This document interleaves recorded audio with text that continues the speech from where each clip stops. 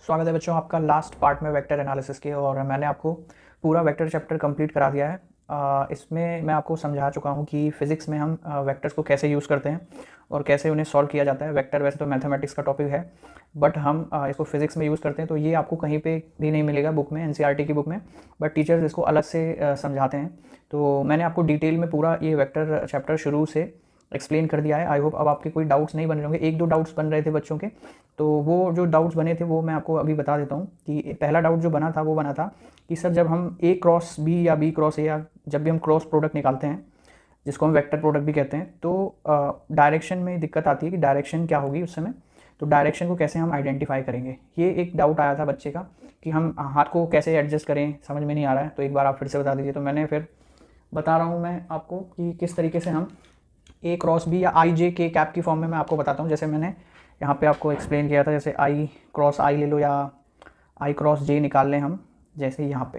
तो देखो, तो हम अब जैसे ये पेन मैंने लिए थे उस टाइम पे इस तरीके से, तो यहाँ पे ऐसे मैं आपको एक्सप्लेन करता हूँ, ठीक है। तो ये आप इस तरीके से समझो।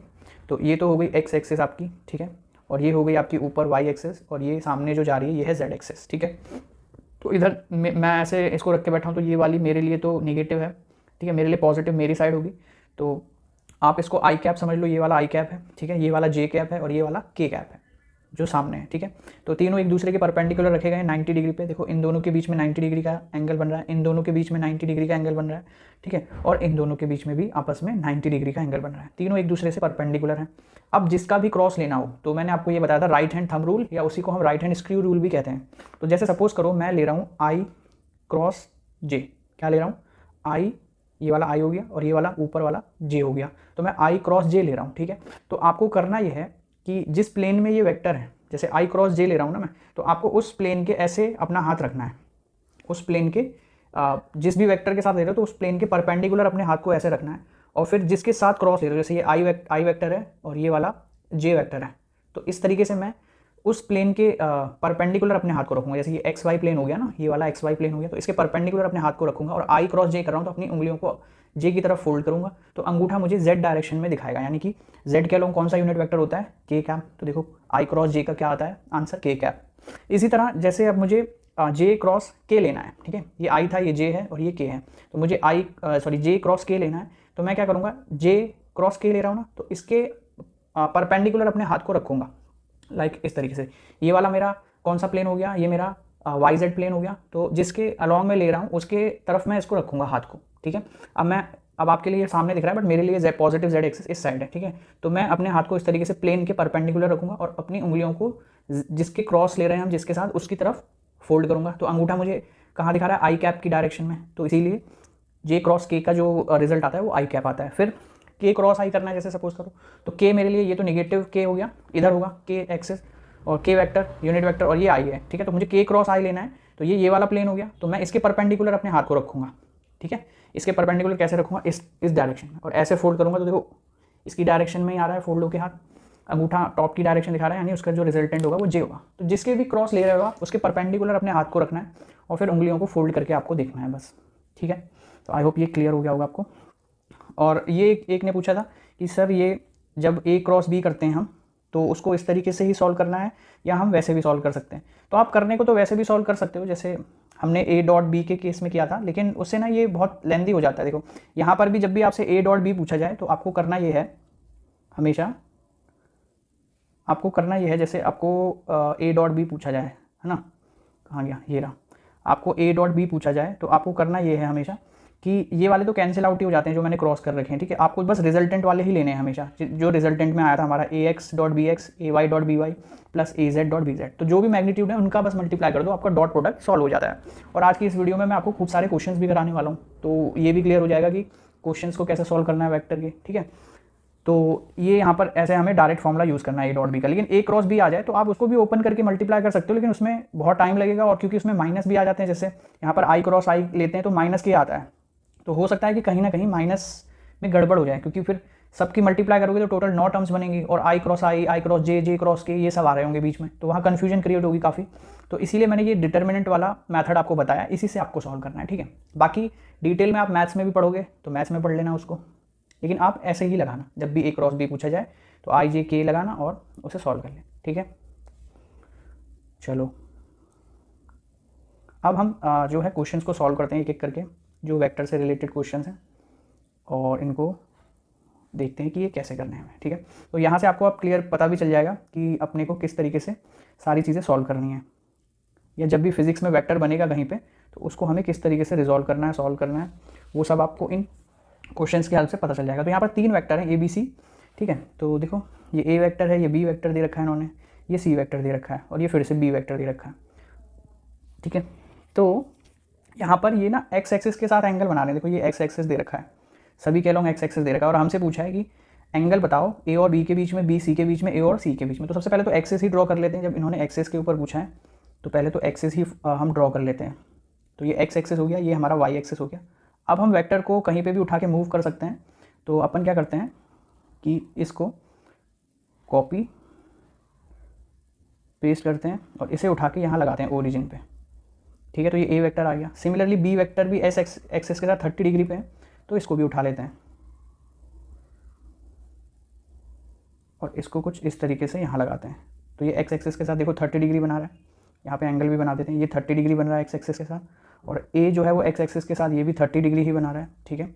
नाउ लास्ट जो सी वेक्टर है इसको भी उठा लेते हैं, तो कॉपी पेस्ट, तो इसको भी उठा लेते हैं। तो ये भी लगभग ऐसे ही आ रहा है, बट ये एग्जैक्ट इसके ऊपर आ गया, थोड़ा सा ना इसको टेढ़ा करना पड़ेगा हमें, टेढ़ा कर लेते हैं क्योंकि ये 45 डिग्री है, तो एक्स एक्सिस से थोड़ा और ज़्यादा एंगल पे मुड़ा होगा। ऐसे कर देते हैं हल्का सा, ताकि क्लियरली दिखे हमें। तो ये हो गया, इसको भी थोड़ा सा मोड़ देते हैं, चलो ये ठीक है। अब ये 45 डिग्री है ना, सी जो है वो ये पूरा 45 है, यहाँ से एक्स एक्सिस के साथ सी जो है वो 45 बना रहा है। तो यहाँ से यहाँ तक 30 है, तो ये तो हमें पता ही चल गया, ये कितना बचा, ये बचा 15 डिग्री, ठीक है। यहाँ पे जो ये एंगल बन रहा है ये 30 में से 45 में से 30 चले गए, तो बचे 15 डिग्री का एंगल बन रहा है। अब हम इजीली बता सकते हैं ए बी के बीच में। तो सबसे पहले तो ए और बी के बीच में पूछा है हमसे, तो ए वेक्टर हमारा ये रहा ए वेक्टर, और ये रहा बी वेक्टर। तो ए और बी के बीच में, एक सेकेंड, हाँ ये मिक्सअप हो गया यहाँ पे, इनको क्लियरली लिख देता हूँ। ये वाला हमारा बी वेक्टर है और ये वाला हमारा सी वेक्टर है, और ये हमारा ए वेक्टर है। तो अब एंगल पूछें, एंगल बताने में कोई दिक्कत वाली बात है नहीं। ये ए और बी के बीच में 30 + 30 हो गए 60 डिग्री, ठीक है। तो पहले का जो आंसर होगा वो होगा हमारा 60 डिग्री। सेकंड देख लेते हैं, सेकंड में पूछा है बी और सी के बीच में, तो बी हमारा ये दोनों वेक्टर यानी 15 डिग्री इनके बीच में बन रहा है, तो इसका आंसर आ जाएगा सेकंड का 15 डिग्री। फिर आपसे थर्ड पूछा है ए और सी के बीच में, तो ए और सी के बीच में देखो ए और एक्स के बीच में 30, फिर ये पूरा ही आ जाएगा यहाँ से यहाँ तक, ठीक है। तो सी एक्स एक्सिस के साथ बना रहा है 45 और 30 ए बना रहा है, तो टोटल कितना हो गया 45 + 30, तो जब आप इसे ऐड करोगे तो ये आएगा 75 डिग्री, ठीक है। तो ये हो गए हमारे 3 आंसर जो इन्होंने पूछे थे। बेसिकली ये सिंपल क्वेश्चन था, वेक्टर्स के बीच में बस एंगल बताना था हमें। तो जब भी एंगल मेजर करना हो वेक्टर के बीच में, तो मैंने ऊपर थ्योरी में पढ़ा रखा है आपको, सारे वेक्टर्स को आपको टेल से टेल कनेक्ट करनी होती है या तो हेड टू हेड कनेक्ट करना होता है, ठीक है। उसके अलावा आपका आंसर गलत आएगा हमेशा, ये चीज़ आपको याद रखनी है। आगे बढ़ते हैं नेक्स्ट क्वेश्चन की तरफ, क्वेश्चन नंबर 2। और यहाँ पर क्वेश्चन नंबर 2 में बोला जा रहा है, a physical quantity mass of 3 kg is multiplied by a vector A vector such that F vector is equal to M A, ठीक है। तो ये तो फॉर्मूला हमें पता ही है, एफ बराबर एम ए होता है, वेक्टर की फॉर्म में लिखा हुआ है इसको, ठीक है। Find the magnitude and direction of F if A is equal to, ये दे रखा है 3 मीटर पर सेकेंड, ये 3 है, ठीक है। हमसे पूछ रखा है कि अगर 3 मीटर पर सेकेंड एक्सेलरेशन है तो पहले में क्या बताइए, एफ वेक्टर की डायरेक्शन बताइए। तो चलिए पहला आंसर कैलकुलेट करते हैं। तो एफ वेक्टर आएगा मेरा, मास दे रखा है हमें 3 kg, तो मास आप जानते हो स्केलर क्वांटिटी होता है, और स्केलर क्वांटिटी को जब हम किसी वेक्टर से मल्टीप्लाई करते हैं, यानी कि एक्सेलरेशन 3 है यहाँ पर, तो 3 से मल्टीप्लाई करेंगे तो जो मैग्नीट्यूड होता है वेक्टर का वो k टाइम्स हो जाता है, ये मैंने पढ़ाया है आपको। तो यहाँ पर सिंपली मैग्नीट्यूड कितना हो जाएगा, 3 × 3 = 9 न्यूटन, ठीक है। अब फोर्स एक वेक्टर है तो इसकी डायरेक्शन भी होगी। तो देखो एक्सेलरेशन ईस्ट की तरफ था, तो हमारा जो आंसर बनेगा वो भी कहाँ पे आएगा, ईस्ट पे आएगा, ठीक है। क्लियर है ये चीज़, चलिए बहुत अच्छा। सेकंड क्वेश्चन में आपको एक्सेलरेशन दे रखा है, फोर्स वेक्टर है, एक्सेलरेशन दे रखा है नॉर्थ की तरफ, लेकिन इस बार एक्सेलरेशन नेगेटिव में है, ठीक है। तो मैग्नीट्यूड जो है हम -4 से मल्टीप्लाई करेंगे, तो ये आ जाएगा आपका 4 × 3 = -12 न्यूटन। अब यहाँ पर माइनस साइन ये नहीं शो कर रहा है कि फोर्स जो है वो निगेटिव में उसकी वैल्यू है, ये माइनस साइन डायरेक्शन बता रहा है, ठीक है। तो अगर डायरेक्शन का ज्ञान आपको है तो जो पेपर होता है उस पर हम डायरेक्शन कुछ इस तरीके से बनाते हैं, ईस्ट वेस्ट, और ऊपर होता है नॉर्थ, नीचे साउथ, ठीक है। तो पेपर वगैरह पे, मैप पे हमेशा डायरेक्शन इसी तरीके से बनती है। तो अब एक्सेलरेशन था नॉर्थ की तरफ था, यहाँ पर नॉर्थ की तरफ हमने एक्सेलरेशन लगाया, लेकिन एक्सेलरेशन जो है नेगेटिव आया, यानी कि जो डायरेक्शन होगी वो कहाँ हो जाएगी आपकी, साउथ हो जाएगी अब, ठीक है, क्योंकि एक्सेलरेशन जो है वो माइनस में है, तो जो ऑब्जेक्ट आगे जा रहा होगा नॉर्थ की तरफ वो पीछे की तरफ उस पर फोर्स लगेगा साउथ डायरेक्शन में, ठीक है।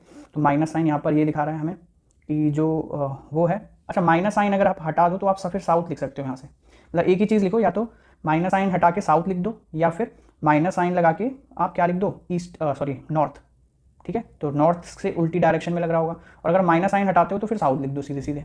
तो ये आपका फाइनल आंसर हो गया, ठीक है। चलिए नेक्स्ट क्वेश्चन को देखिए, क्वेश्चन नंबर 3। अब यहाँ पर दो वेक्टर दे रखे हैं, 2 vectors of 10 units and 5 units make an angle of 120 degree. इसको थोड़ा सा ऊपर कर देते हैं, जगह है तो ठीक है। 2 vectors of 10 units and 5 units make an angle of 120 degree with each other, find the magnitude and angle of the resultant with vector of 10 unit magnitude. ठीक है। तो यहाँ पर दो वेक्टर है, तो एक है 10 यूनिट वाला वेक्टर, ठीक है, 10 यूनिट मतलब उसका मैग्नीट्यूड दे रखा है, तो सपोज करो ये ए वेक्टर था और इसका जो लेंथ है वो है 10 यूनिट, ठीक है। और ये एक दूसरा वेक्टर है जो कि छोटा है, बी वेक्टर, क्योंकि उसका मैग्नीट्यूड क्या है, कम है थोड़ा, 5 यूनिट है, तो हमने इस तरीके से बना दिया, और इनके बीच का एंगल दे रखा है 120 डिग्री, ठीक है। अब वो पूछ रहे हैं कि with each other find the magnitude and angle of the resultant with vector of 10 unit. तो इनका कुछ रिजल्टेंट निकल के आएगा, सपोज करो ये रिजल्टेंट है इनका, ठीक है। तो अच्छा ये याद रखो, ये भी मैंने आपको बताया था कि अगर दो वेक्टर हों तो उनका जो रिजल्टेंट आता है वो कहाँ पर आना चाहिए, अगर आप डायग्राम को ही देखें सिर्फ, तो जो जिस वेक्टर का बड़ा मैग्नीट्यूड होता है उसकी तरफ ज़्यादा इंक्लाइंड होता है वो वेक्टर, ठीक है। ये भी आपको डायरेक्टली याद रखना है। तो ये एंगल कम बनता है, ये वाला एंगल ज़्यादा होता है जो छोटा वेक्टर होगा उसका, ठीक है, उससे रिजल्टेंट का। तो सपोज करो ये रिजल्टेंट आर वेक्टर है हमारा, ठीक है। तो इसी का मैग्नीट्यूड उन्होंने पूछा है, और and the angle of resultant with vector of 10 unit, और 10 यूनिट से इसका रिजल्टेंट भी पूछा है, एंगल भी पूछा है, यानी अल्फा भी हमसे पूछ रहे हैं यहाँ पर। तो चलिए इसका रिजल्टेंट निकालते हैं। तो रिजल्टेंट का फॉर्मूला आपको पता ही होगा, आर वेक्टर का जो रिजल्टेंट होता है वो हमने फाइंड आउट किया था पीछे, वो निकल के आता है a square plus B square plus 2ab cos theta, यही आता है रिजल्टेंट निकल के। तो यहाँ से जो आर वेक्टर का मैग्नीट्यूड है वो निकल के आएगा, a भी पता है हमें, b भी पता है, ठीक है। तो a है हमारा 10 का स्क्वायर हो जाएगा 100, और 5 का स्क्वायर हो जाएगा 25, और ये हो जाएगा 2 into 10 into 5 into cos 120 degree, ठीक है। ये हो जाएगा हमारा रिजल्टेंट, और ये हो जाएगा, इसको बस थोड़ा सा सॉल्व करना है हमें। तो ये हो गया आपका 125 प्लस 10 50, कॉस 120 की वैल्यू कितनी होगी भाई, कॉस 120 कैलकुलेट करना आता हो तो कॉस 120 को मैं लिख सकता हूँ 90 प्लस थीटा, है ना, ये लिख सकता हूँ मैं। और यहाँ पर 1 से मल्टीप्लाई हो रही है तो चेंज हो जाएंगे, कॉस का साइन हो जाएगा, ठीक है। साइन कितना हो जाएगा, ये साइन 30, और साइन 30 की वैल्यू होती है कितनी, 1/2 आएगा यहाँ पर, ठीक है। लेकिन क्वाड्रेंट देखा जाए तो ये कौन सा क्वाड्रेंट होगा, 120 वाला, ये होगा 90 प्लस। तो 90 प्लस में सिर्फ जो होता है साइन और कोसाइन, साइन और कॉसेक, ये दोनों ही पॉजिटिव होते हैं। तो ये तो कॉस है, तो वैल्यू जो आएगी वो निगेटिव आएगी, ठीक है। तो यानी कि ये आएगा माइनस का 1/2, ठीक है। तो 2 से 2 कट कर देते हैं हम, या ये यहाँ पर ये 125 नहीं आएगा, ये आएगा आपका 100, और जब इसे 2 से कट करोगे तो ये आएगा 50, और 125 में से जब 50 माइनस करोगे तो ये आएगा आपका 0.575, ठीक है। तो 75 आएगा। अब ये आता है 25 3 75, तो 5√3 यूनिट इसका मैग्नीट्यूड निकल के आ गया, ठीक है। तो ऐसे कैलकुलेट कर लेना है आपको दो वेक्टर के बीच का रिजल्टेंट हमेशा। अब हमसे अल्फा एंगल भी पूछा है, तो अल्फा एंगल का भी जो है फॉर्मूला होता था, क्या होता था, वो होता था b sine theta a plus B cos theta, यही होता था फॉर्मूला। दो रिजल्टेंट वेक्टर का a वेक्टर के साथ जब निकालते थे तो b है हमारा 5 यूनिट, साइन थीटा मतलब साइन 120 लगाएंगे, ठीक है, और a है हमारा 10 प्लस b है हमारा 10 5 कॉस 120 लगाएंगे, ठीक है। तो ये वैल्यू बनेगी आपकी 5 इंटू, ये आएगा, अगर 120 की वैल्यू निकालोगे तो देखो यहाँ अगर कॉस की जगह साइन रखेंगे तो 90 प्लस 30 ही आएगा, लेकिन ऑड मल्टीपल है 90 का, 1 यहाँ पर 1 इंटू 90 लिखा हुआ है ना, तो 90 का ऑड मल्टीपल होता है। तो ये देखो ट्रिग्नोमेट्री की कुछ चीज़ें मुझे बतानी है जो मैं आगे आने वाली वीडियोज़ में आपको बताऊँगा, ठीक है। वैसे तो आपको पता होनी चाहिए, 11th में आपने पढ़ी होगी ट्रिग्नोमेट्री अच्छे से। तो 90 इंटू 1 करोगे तो ये ऑड मल्टीपल है, ऑड मल्टीपल है तो साइन जो होता है वो चेंज हो जाता है कॉस में, ठीक है। तो कॉस आएगा cos 30, और cos 30 की वैल्यू होती है √3/2, ठीक है। तो ये वैल्यू जो बनेगी √3/2 बनेगी अपॉन, पॉजिटिव रहेगा, पॉजिटिव क्यों रहेगा क्योंकि सेकंड क्वाड्रेंट में है 120। अब ये आ जाएगा ये 10 प्लस, अच्छा ये माइनस हो जाएगा क्योंकि cos 120 आया था अभी हमारा -½ तो ये कुछ इस तरीके से, ठीक है। तो अब इसको सॉल्व कर लेते हैं। तो यहाँ से 10 अल्फ़ा आ जाएगा 5√3/2 इंटू 2 एलसीएम आएगा और नीचे बचेगा 20 और -5, ठीक है। 2 से 2 तो गया और यहाँ बचेगा 5√3/20 में से 15, तो 5 3 ज़ा 15, 3 को √3 इंटू √3 लिख सकते हैं, तो ये बनेगा √3 और √3 की वैल्यू 1/√3 होता है 10 में, 10 कितने डिग्री की वैल्यू 30 डिग्री की वैल्यू। तो यहाँ से हमारा जो अल्फ़ा है वो निकल के आ जाएगा 30 डिग्री, ठीक है। तो ये इसका पूरा सॉल्यूशन जो मैंने आपको बताया, अल्फ़ा 30 हो गया तो ये 30 हो गया, तो ये कितना बचा आपका 90, ठीक है। ए बी और आर के बीच में, सॉरी 90 नहीं, हाँ 90 बचा। अगर अल्फ़ा 30 आ रहा है तो ये 90 हो गया, ठीक है। चलिए अब चलते हैं नेक्स्ट क्वेश्चन की तरफ। नेक्स्ट क्वेश्चन में बोला जा रहा है आपसे कि, तो यहाँ पे बोला जा रहा है कि 2 vectors of equal magnitude, 2 1 at an angle of 60 degree to each other, find the magnitude of their sum and difference. तो ये भी ईजी है, ठीक है। तो हम ईजी टू टफ जा रहे हैं, ठीक है। धीरे धीरे अभी टफ वाले भी करेंगे, बट अभी ईजी वाले वेक्टर्स को सॉल्व करना सीख रहे हैं। तो यहाँ पर क्लियरली बोल रहे हैं कि 2 वेक्टर्स ऑफ इक्वल मैग्नीट्यूड, यहाँ पर पहले ही बता दिया कि 2 वेक्टर हैं इक्वल मैग्नीट्यूड के। तो सपोज करो ये बी वेक्टर है और ये हमारा जो था ये कोई ए वेक्टर है, ठीक है। ये दोनों का मैग्नीट्यूड इक्वल है और वो 2 के बराबर दे रखा है, इसका भी 2 है और इसका भी 2 है, at an angle of 60 degree, और इनके बीच का एंगल 60 डिग्री है। To each other find magnitude of their sum and difference. अच्छा, तो इनका सम फाइंड करना है हमें, यानी कि a vector plus b vector निकालना है, ठीक है। और जो है ये भी पूछा है हमसे, और एक चीज़ हमसे पूछी है फिर सेकंड, ए माइनस बी भी निकालना है हमें, ठीक है। तो आपको ऑलरेडी बता रखा है कि जब 2 इक्वल मैग्नीट्यूड के वेक्टर होते हैं तो उनके लिए सेपरेट फॉर्मूला है ना, कौन सा, ए वेक्टर प्लस इक्वल मैग्नीट्यूड के जब होते थे तो वहाँ पर हम क्या लगाते थे, जैसे ए वेक्टर प्लस वी वेक्टर हमें निकालना है, तो जो रिजल्टेंट हमारा निकल के आया था वो आया था 2a cos θ/2 निकल के आया था, ठीक है। तो आप चाहो तो ये फॉर्मूला लगा दो, मैं इसको लगा रहा हूँ, और आप चाहो तो ये वाला बड़ा वाला भी यूज़ कर सकते हो, ठीक है। तो यहाँ पर a² plus b² plus 2ab cos θ आता था, ये आता था ना।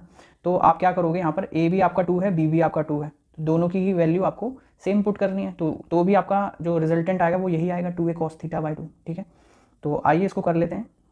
तो 2 इंटू ए हमारा मैग्नीट्यूड है, जो इक्वल मैग्नीट्यूड है वो 2 के बराबर है, और cos 60/2 हो जाएगा, यानी कि 2 से ये 30 टाइम्स चला जाएगा। तो जो a प्लस बी है हमारा, दोनों वेक्टर का जो सम है, ठीक है, उसका जो मैग्नीट्यूड है वो बराबर आएगा इसके, 2 2 ज़ा 4 हो गया, और cos 30 होता है आपका √3/2, तो 2 से 2 4 टाइम्स कट गया, तो 2√3 आ गया इसका जो है, इतने यूनिट इसका मैग्नीट्यूड आ गया, ठीक है। अब आगे चलते हैं और a vector minus B vector का मैग्नीट्यूड निकालते हैं, इसका रिजल्टेंट क्या होता है। तो इसके लिए जो फॉर्मूला हमने डिराइव किया था पिछले पार्ट्स में वो था 2a sin θ/2, यही होता था, ठीक है। चाहे आप माइनस वाला फॉर्मूला यूज़ कर लो, a² अंडर रूट में a² plus b² minus 2ab cos θ, ठीक है। तो कोई उससे आंसर में फ़र्क नहीं आएगा, तो ये हो जाएगा आपका sin 60/2। तो अगेन ये 30 टाइम्स चला गया, 2 2 ज़ा 4, sin 30 होता है 1/2, तो जो रिजल्टेंट है वो आपका निकल के आया इस बार 2 यूनिट, ठीक है। तो ये हो गया, हमसे यही पूछा था बस इस सवाल में कि सम बताइए, सम एंड डिफरेंस बताइए, हमने बता दिया, तो ये हमारा आंसर सॉल्व हो गया, ठीक है। आई होप आपको ये समझ में आया होगा अच्छे से।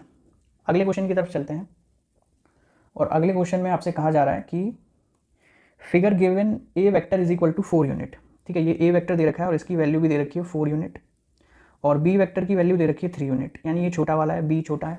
तो अब इसमें भी वही पूछ रहा है हमसे, a plus B, a minus B, लेकिन अब ये अनइक्वल मैग्नीट्यूड के हैं। तो पहली बात तो अगर मुझे इसका रिजल्टेंट निकालना हो तो मुझे पता है कि हम क्या कर सकते हैं, इसका जो भी रिजल्टेंट आएगा वो a की तरफ ज़्यादा झुका हुआ आएगा, ठीक है। ये मैं आपको नोट्स में बता चुका हूँ ऑलरेडी। तो इसका रिजल्टेंट कुछ ऐसे निकल के आएगा, ये वाला जो एंगल होता है ये अल्फ़ा होता है और ये वाला बीटा होता है, तो बीटा बड़ा होगा अल्फ़ा से, ठीक है, और रिजल्टेंट थोड़ा सा ए वाले वेक्टर की तरफ शिफ्टेड होगा, ठीक है, क्योंकि उसकी वैल्यू ज़्यादा है इस वजह से। तो ये रिजल्टेंट वेक्टर हो गया हमारा। तो वही चीज़ पूछी है आपसे, a प्लस बी पूछा है और a माइनस बी पूछा है, ठीक है। तो दोनों के बीच का एंगल पता ही है हमें, तो a vector plus b vector का रिजल्टेंट हम निकालने वाले हैं। तो फॉर्मूला वही लगाएंगे हम जो हमें पता है, क्या है formula, a² plus b² plus 2ab cos θ, ठीक है। ये प्लस के लिए और माइनस के लिए माइनस साइन आ जाता है बीच में, ठीक है। तो a² करना है हमें, यानी कि 4 का स्क्वायर प्लस 3 का square plus 2 into 4 into 3 into cos 60, ठीक है, दोनों वेक्टर के बीच का एंगल। तो ये हो जाएगा आपका 16 + 9 + 24, cos 60 लगाना है तो cos 60 = 1/2, तो 2 1 = 2, 2 2 = 4, ठीक है। ट्रिग्नोमेट्रिक एंगल आपको याद होने चाहिए जो आपने 10th क्लास में सीख रखे हैं ऑलरेडी, तो वो नहीं भूलने हैं, अभी इन्हें ऐड कर देते हैं सिंपली। तो 9 6 15 16 17, 1 2 3, 37 √37 यूनिट इसका मैग्नीट्यूड आया रिजल्टेंट का। ये जो भी वेक्टर रहा होगा, ये इस वेक्टर का जो रिजल्टेंट आया है वो आया √37, ठीक है, यूनिट। तो ये हमारा पहला आंसर हो गया। सेकंड इन्होंने पूछा है a - b, तो a vector minus b vector कैसे निकालें, तो उसके लिए हम यही फॉर्मूला यूज़ करेंगे, बट फॉर्मूले में क्या आ जाता है, तो यहाँ पर माइनस साइन आ जाएगा बस, 2ab cos थीटा, ठीक है। a स्क्वायर की वैल्यू होती है 4 स्क्वायर, ये तो डायरेक्ट ही कर देते हैं, 16 9 -12 cos 60 करोगे तो ये आ जाएगा आपका कितना, -12 ही आएगा, ठीक है। ये सॉल्व हो गया, बस ऊपर वाली वैल्यू लिख दी मैंने डायरेक्ट, बस अब ये माइनस हो जाएगा, तो माइनस कर देते हैं। 16 और 9 होते हैं आपके 25, 25 में से 12 गए तो बचे 13, ठीक है। तो ये आ गया √13 यूनिट, ठीक है। तो जो माइनस वेक्टर आएगा, अच्छा उसको कैसे ड्रॉ करें हम, तो माइनस वाला भी यहाँ नहीं निकल के आएगा, माइनस में हम क्या करते हैं, इस बी वेक्टर को ऐसे ड्रॉ करेंगे अपोजिट डायरेक्शन में, ठीक है। तो ये हमारा शो करेगा -b वेक्टर है ये, ठीक है। तो जो रिजल्टेंट निकल के आया होगा इन दोनों वेक्टर का, वो कुछ ऐसे निकल के आया होगा इस डायरेक्शन में, ठीक है। तो अगेन इसी की तरफ झुका हुआ ज़्यादा होगा लाइक दिस, लेकिन इस बार रिजल्टेंट ये रहेगा जब हम माइनस करेंगे, ठीक है। तो कितना आया, √13, ठीक है। तो इस बार ये वेक्टर हमारा रहेगा रिजल्टेंट जब हमने माइनस किया, ठीक है। यहाँ मैं लिख भी देता हूँ, a vector minus b vector वाला वेक्टर है ये, और ये जो है हमारा, ये है a vector plus b vector वाला रिजल्टेंट है। क्लियर है, बिल्कुल कोई दिक्कत नहीं। इसमें एंगल तो हमसे पूछा नहीं है, तो हमें अल्फ़ा निकालने की ज़रूरत नहीं है। अगर अल्फ़ा पूछा होता तो हम दो वेक्टर के बीच कैसे एंगल निकालते हैं, तो वो वाला फॉर्मूला लगा देते हैं हम, ठीक है, अल्फ़ा वाला, tan अल्फ़ा वाला। तो आई होप ये आपको क्लियर हो गया होगा यहाँ से। ये पूरा 60 था हमारा, ठीक है। चलिए चलते हैं नेक्स्ट प्रश्न की तरफ। इसको भी थोड़ा उठा के ऊपर ले जाएं, जगह है काफ़ी। चलिए सॉल्व। यहाँ पूछा जा रहा है आपसे कि a unit vector is defined as i cap, ठीक है। कोई एक वेक्टर है, यूनिट वेक्टर, वो आई कैप की तरह शो हो रखा है, और मैंने आपको बताया वैसे आई कैप किसके अलॉन्ग होता है, वो होता है एक्स एक्सिस के अलॉन्ग। सपोज करो ये एक्स एक्सिस है, तो इसी डायरेक्शन में अगर मैं एक यूनिट वेक्टर बनाऊँ तो वो यूनिट वेक्टर ओरिजिन से ऐसे बनता है। यूनिट वेक्टर की मैग्नीट्यूड 1 होती है हमेशा, ठीक है, और उसे हम आई कैप से शो करते हैं जो एक्स एक्सिस के अलॉन्ग होता है। अब वो कह रहे हैं कि a force of 10⁵ dynes acts westwards, represent the force in terms of i. अब एक फोर्स लग रहा है, ठीक है, इस पर 10⁻⁻5 डाइन्स का, तो डाइन्स न्यूटन, वैसे तो फोर्स की यूनिट जो होती है वो न्यूटन होती है, बट सीजीएस सिस्टम में हम जो फोर्स की यूनिट होती है, अपने 11th के पहले चैप्टर में आप पढ़ोगे system, CGS system, MK system, SI system, FPS systems, है ना।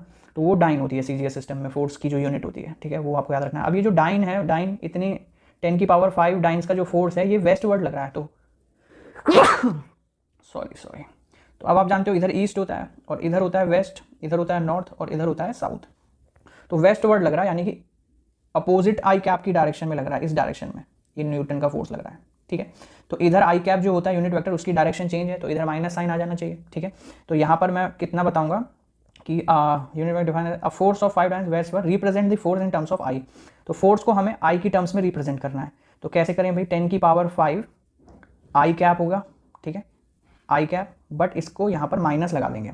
तो इस माइनस का साइन यहाँ पर क्या शो कर रहा होगा कि ये जो आई कैप है ये पॉजिटिव एक्सिस की डायरेक्शन में होता है, बट माइनस साइन यहाँ पर ये शो कर रहा है कि ये जो आई कैप है यूनिट वेक्टर, ये अपोजिट यानी कि माइनस एक्स एक्सिस की तरफ को ये फोर्स लग रहा है, ठीक है। तो यहाँ पर हमने जस्ट माइनस पुट कर दिया और आई कैप लिख दिया आगे, तो ये आई कैप की तरफ शो हो गया वेस्ट में, ठीक है।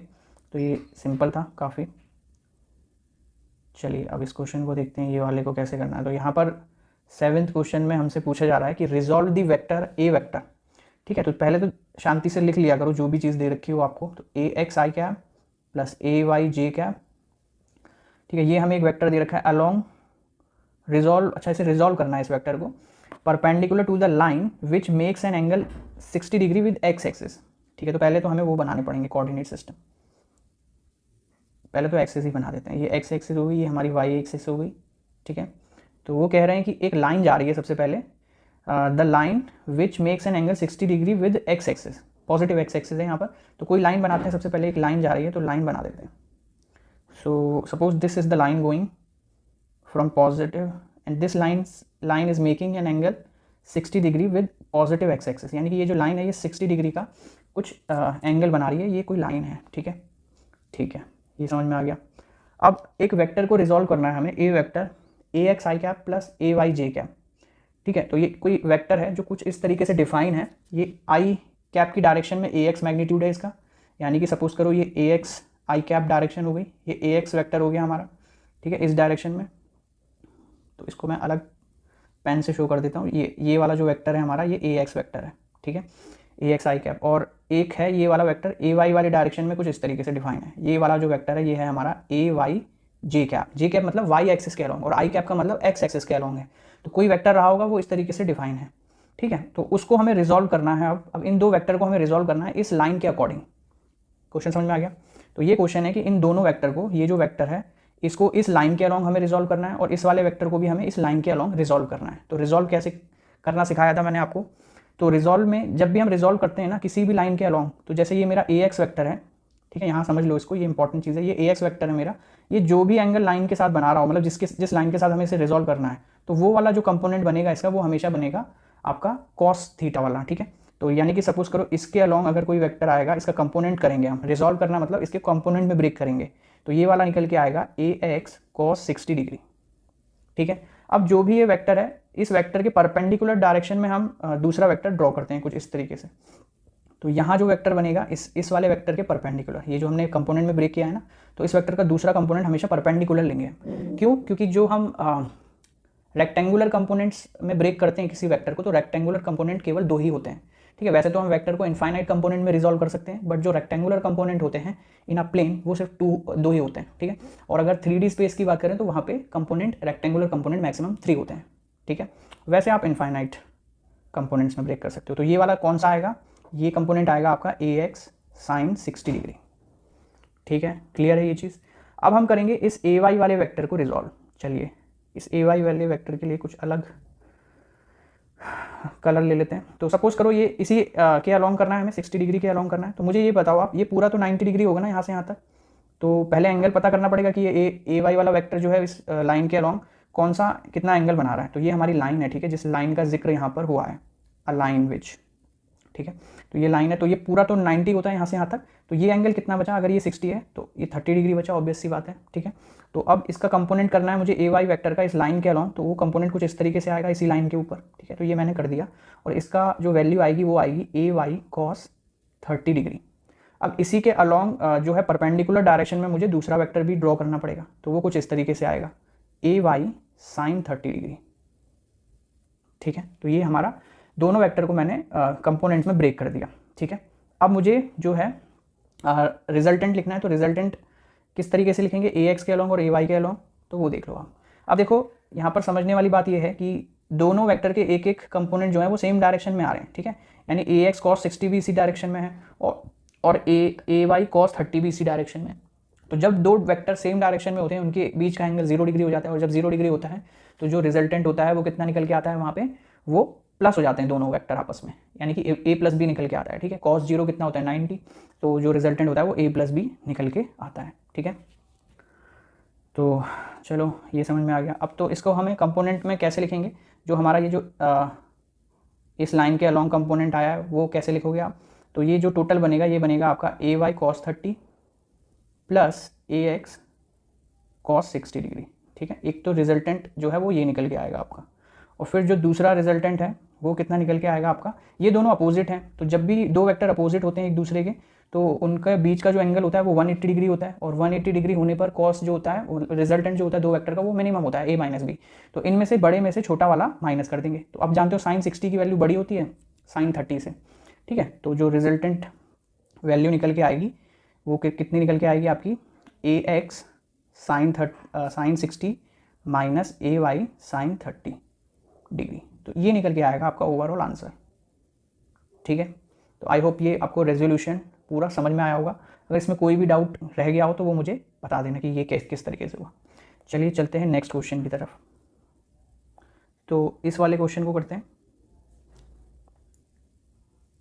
यहाँ पे आप एक काम और कर सकते हो अगर करना चाहो तो, ये रिजल्टेंट हटा के, रिजल्टेंट नहीं है ये वाले जो दो कंपोनेंट है ये अलोंग द लाइन है, तो आप ऐसे लिख सकते हो यहाँ पे अलोंग द लाइन कंपोनेंट्स, है ना। तो इसको थोड़ा सा आगे कर देते हैं, कोई नहीं।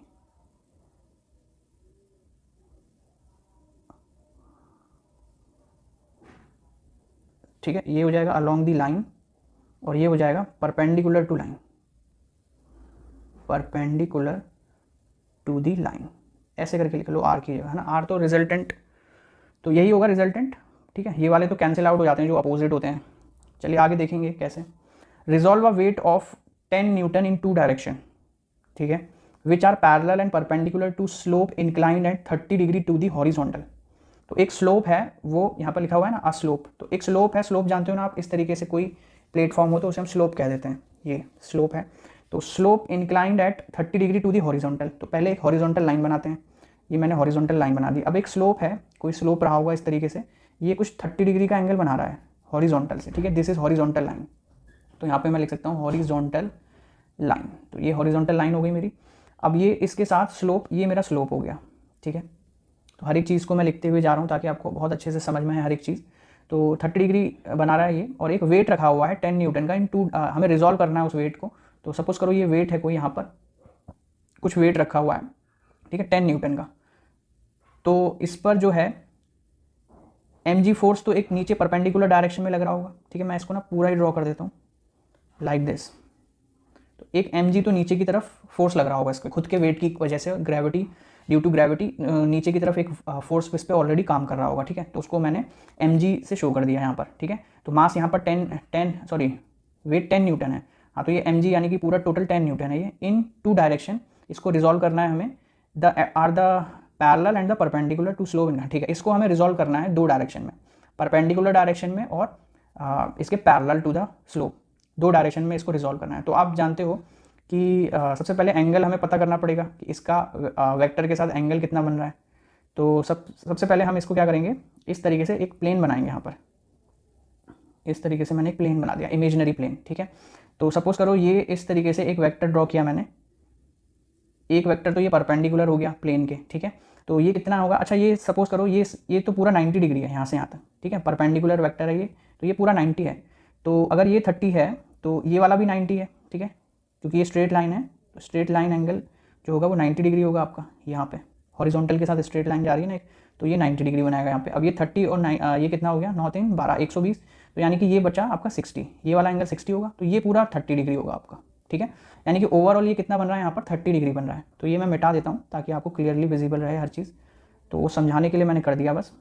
तो इसके अलॉन्ग ये तो हमारा परपेंडिकुलर वेक्टर है और mg नीचे की तरफ है, ठीक है, mg यहाँ वर्क कर रहा है, और ये मैंने अभी बता दिया आपको ये 30 डिग्री कैसे होगा।